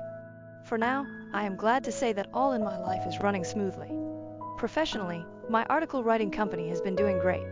The offers to present at podcasts and seminars keep coming in, therefore confirming my reputation as a valued professional in my field of work. I am now as near to my grandmother as ever. Recently, I took a 1-week vacation from work so I could spend some time with her. These days she enjoys gardening and taught me a lot about different herbs and flowers in her yard. My best and most treasured memories are the times I spend with her, meal sharing, deep talks, or just hanging around. I'm glad my family is keeping away from me since they haven't contacted me since the letter my attorney sent them. Since I personally started attending therapy, hopefully I can work on mending myself. Right now, I believe this will be the last update. Wife left me looking after my dying father, but she returned crawling after Dad made me a millionaire in his bequest. Married for 8 years, I am a 36-year-old man with 2 children. I also am the sole son of my sick father. You know, my dad has been dealing with renal issues for many years. Unfortunately, his condition has gotten worse over the past 2 to 3 years and he now requires twice-weekly dialysis. He could drive on his own earlier, but during the past year he usually asked me to go with him. He is becoming weaker daily as well. I had developed a schedule for myself whereby I would be dialysing my father every time. I do not want to abandon him under this state by himself. He needs to go for dialysis 2 days a week, hence I scheduled Saturday and Wednesday. I have Saturday off from work, hence it is not a problem. My supervisor gave me permission to go early on Wednesday, and then I worked late into the night after dialysis to make up the missing hours. After 10 years of employment with this organization, my supervisor has viewed me as a dedicated and devoted worker, hence, giving this particular authorization was not really important to him. Still, the issue started at home with my 34-year-old wife, Ayil. She became irate when she learned that I will be on dialysis twice a week bringing my dad. She was not happy when I used to take him sometimes, but she never voiced her annoyance directly. She couldn't stop herself now that I had taken up the conscientious responsibility. She claimed that wasting my time on my father was useless as, whatever I did, he would never be impressed by me. Here's a bit of background to this then. My dad runs a merchandise company. He had obtained some reasonable wealth and was rather off. I was driven about something else while he wanted me to run his company.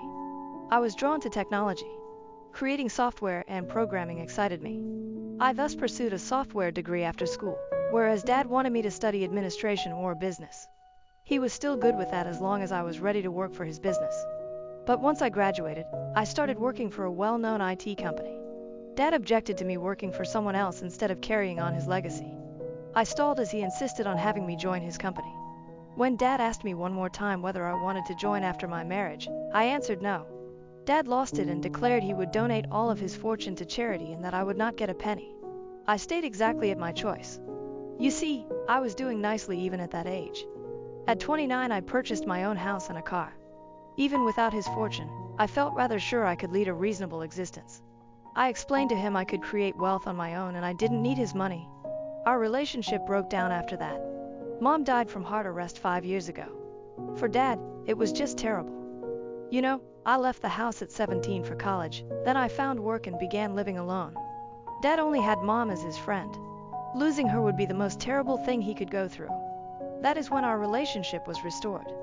I used to take my children to play with him and started paying regular visits to him. He finally left his company and handed it to a trust to run. Ayil, my wife, never hung around my parents. Ayil avoided visiting my mother while she was still living, claiming that she was overly intrusive in our life and that they did not get along. Ayil started candidly berating my parents for being nasty and evil when my father declared he would take me off his will. She always intervened, claiming that it would damage our future, particularly our children's, so she stayed out of my connection with my parents. She was not ready to accept that our future, that of our children, was safe regardless of Dad's wealth. Now, considering the existing circumstances, I became agitated when she learned I would be accompanying Dad twice a week for dialysis. I tried first to explain to her that Dad only had me. Long ago he lost his parents. Although he has an elder brother, he lives on the opposite side of the city and hardly visits. Since Mom passed away, Dad has grown quite lonely. In this state, I cannot leave him. But my wife finds this difficult to grasp. She has lately made my life unpleasant. She comes up with some agenda every Saturday. Either deep cleaning, throwing a party at the house, outing the kids, or something as little as grocery shopping. She could schedule anything she wanted on Sundays, I said, since on Saturdays I have to pick Dad for dialysis. She then later chastises me for being late or missing them, yet she keeps with her plans. I have to dash to pick up my dad, drive him to the dialysis center, then drop him back home. I then get home to see Elle's sarcasm and outbursts. Not only on Saturdays, she also does the same on Wednesday evenings. Late in the evening or at night after dialysis, I had promised my supervisor that I would make up the missed work hours. Elle, though, always has a scheme to annoy me. She would leave the duty of our children to me almost every Wednesday night, meeting her relatives, catching up with long-lost friends, or going to some haphazard party. After a busy day at the dialysis center, I have to balance my work, prepare for the children, feed the smaller one, and somehow finish my outstanding chores. My dad advised me several times to let him accompany the nurse to the center as he notices me always rushing, intensely staring at my watch. I drop him home and hardly wait a second before sprinting back. I ask him to be ready and wait outside before I come, even when we are picking him up. Although Dad has a full-time nurse and caregiver to look after him, I still feel guilty about not spending time with him. His dwelling to the center takes 30 minutes of drive. I used to like talking to him during such drive in past times, remembering the better days. But with Aile's outbursts rising, all I can think about is running back home. To shorten the journey time, I most of the time am overspeeding my automobile in traffic, using shortcut lanes, and passing other cars. This is the only time I spend with Dad. Hence, I don't want to damage or stop it by asking him to accompany the nurse. As a son, I too have some duties. Simply said, I cannot tolerate this woman anymore. Updated 1. It is simply growing worse daily. Not one stone is left unturned by my wife to discourage me from visiting my father. She makes the argument that it is a lost cause. Dad has already taken me out of his will and donated his riches to charity, hence there is no use in wasting time and effort for him. I am not sure I understand her. Do we act merely in line with profit and loss? What if someone's parents are impoverished or lack any fortune?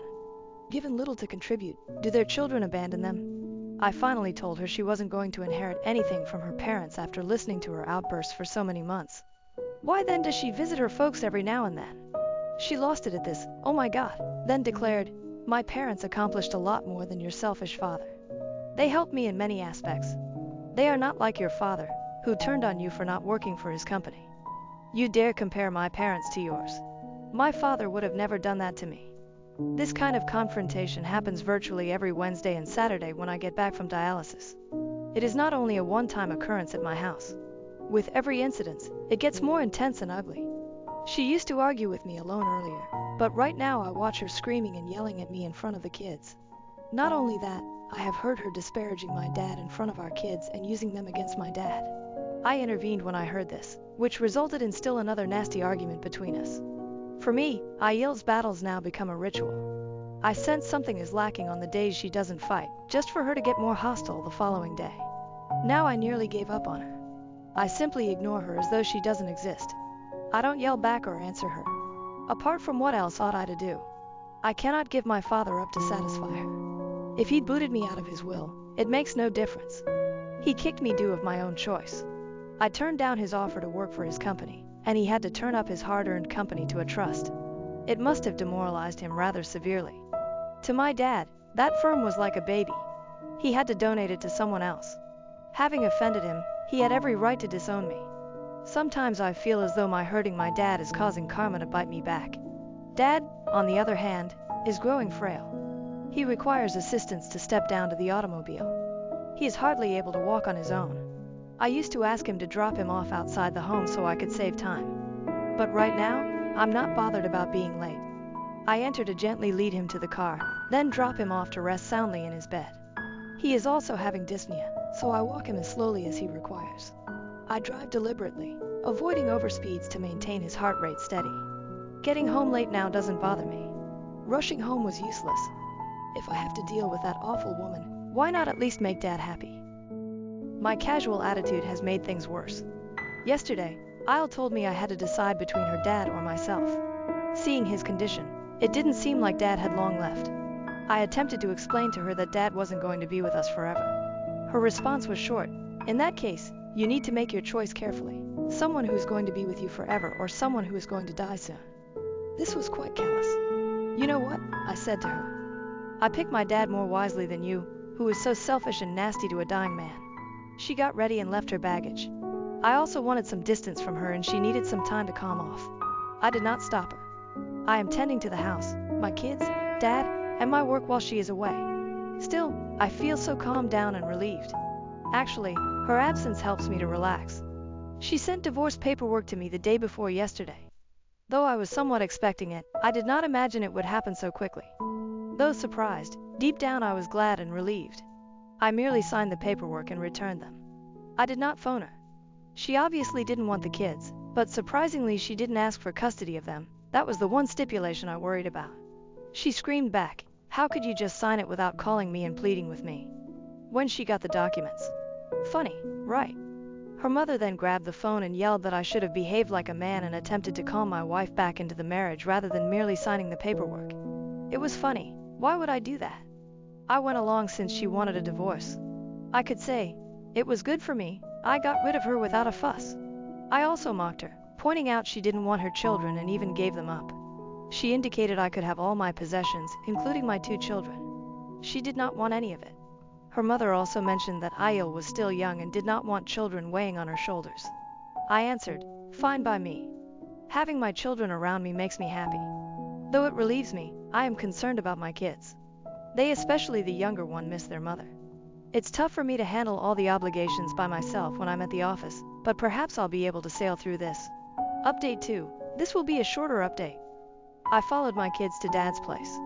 It's a fantastic idea, and I have to say, thanks to everyone for the amazing concept. It went exactly. All of us benefited from moving in with Dad. Dad brought my kids along, and they played with their grandfather. Why didn't Dad have a full-time caretaker ready to look after my kids for a payoff? The finest deal is someone to look after my kids under Dad's direction. Seeing Dad playing and laughing with my kids and them having fun with their grandfather makes me very happy. I saw not what was ahead. By divorcing me, she aimed to ruin my life. She believed I would not be able to manage all the obligations, looking after the kids, my dad, the house and business. But everything is just exactly as it should be. I am most sure laughing last. The divorce was the best thing ever, LOL. Update 3. The news is depressing. Dad died last week in sleep. After playing with my kids, he went to bed pleased and glad and never woke up again. The doctor said he passed away quietly. Dad was delighted after I moved in with him, according to the doctor, his nurse, and even his caregiver. This somewhat extended his lifetime. Before I moved in, he was already almost giving up. Losing your only parent is quite difficult, but I'm happy he could live the last few months of his life contentedly. Although my kids are quite depressed to lose him, Dad has taught them solid values. Grandpa used to urge them to embrace reality and go on. Life never pauses for anybody. Hearing such outstanding things from them makes me very proud. In this period of hopelessness, they are really my strength. One more startling news item, nevertheless, followed Dad's death. Dad's attorney got in touch with me and asked me to visit his office to unveil his intention. I responded it wasn't necessary. Dad had previously told me he had given all his fortune to the trust, so I was fine with that and advised the attorney he should move forward with the papers to transfer everything to them. Assuming it also applied to the charitable trust, I asked him whether I should leave Dad's house. Laughing at me, he instructed me to just drop over. The trust members were already present when I visited. The lawyer had also phoned them. I started crying when the attorney began to pursue the will. Actually, Dad had willed me as his heir. All his property, business and wealth was for me. Thinking he might have done it after I started looking after him, I questioned the lawyer whether this was done recently. The attorney grinned and stated the will was never changed. I was always his heir. I was in tears. My dad never left me. Perhaps he threatened to disown me so I might honor his business and heritage. Dad's attorney calmed me, but I was still crying. I stated it kills me inside since I hurt my dad all his life, but he always cared for me. The attorney claimed that Dad was really quite happy that I was ready to sacrifice family riches in order to follow my passion under his influence. Dad gave me much pride. The attorney indicated that for now I am the business's decision maker and that, should I so wish, I could remove the company from the trust and operate it myself. I could be doing that. I pursued whatever I wanted to accomplish, and Dad subtly encouraged me. It is now my time to reimburse him. I'm considering reversing it from the trust and scaling it to the level Dad envisioned for his company to reach. Telling my kids about their grandfather's will when I got home, to be received once my children become 18, he has also bequeathed some of his fortune to them. We visited his tomb today bearing some flowers and rested in peace for some time. For me, this is a somewhat emotional stage. Update 4.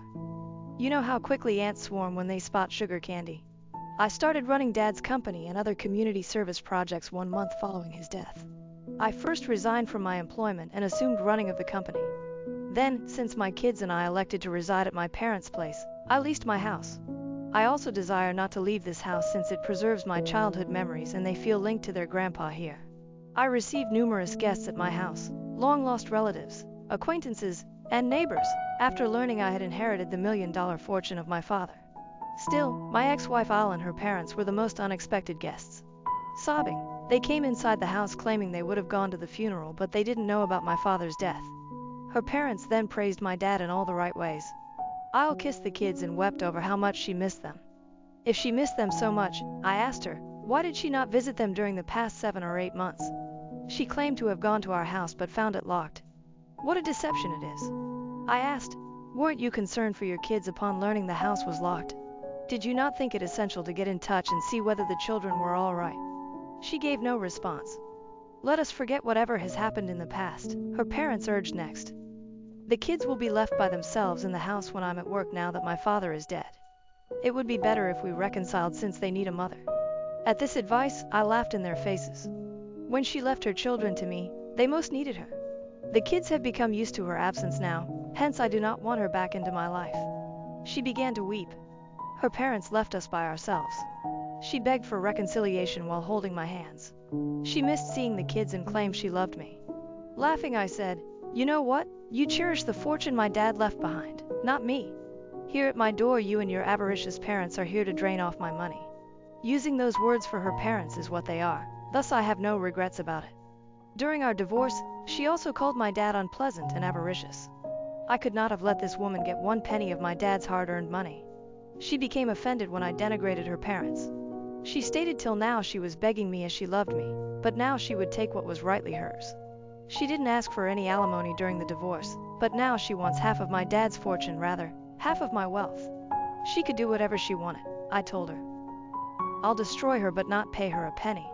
She fled after mistreating me. I explored this with my attorney regarding the potential. Her prospects were, he said, few. A year before I inherited anything, the divorce was settled. She couldn't get anything anyway since the kids were with me. He cautioned me, though, about having her spend time with the kids. She might control them, file for their custody, then later on demand money for their upkeep and all that. I would like to thank him most especially for this counsel. I will oversee their meetings.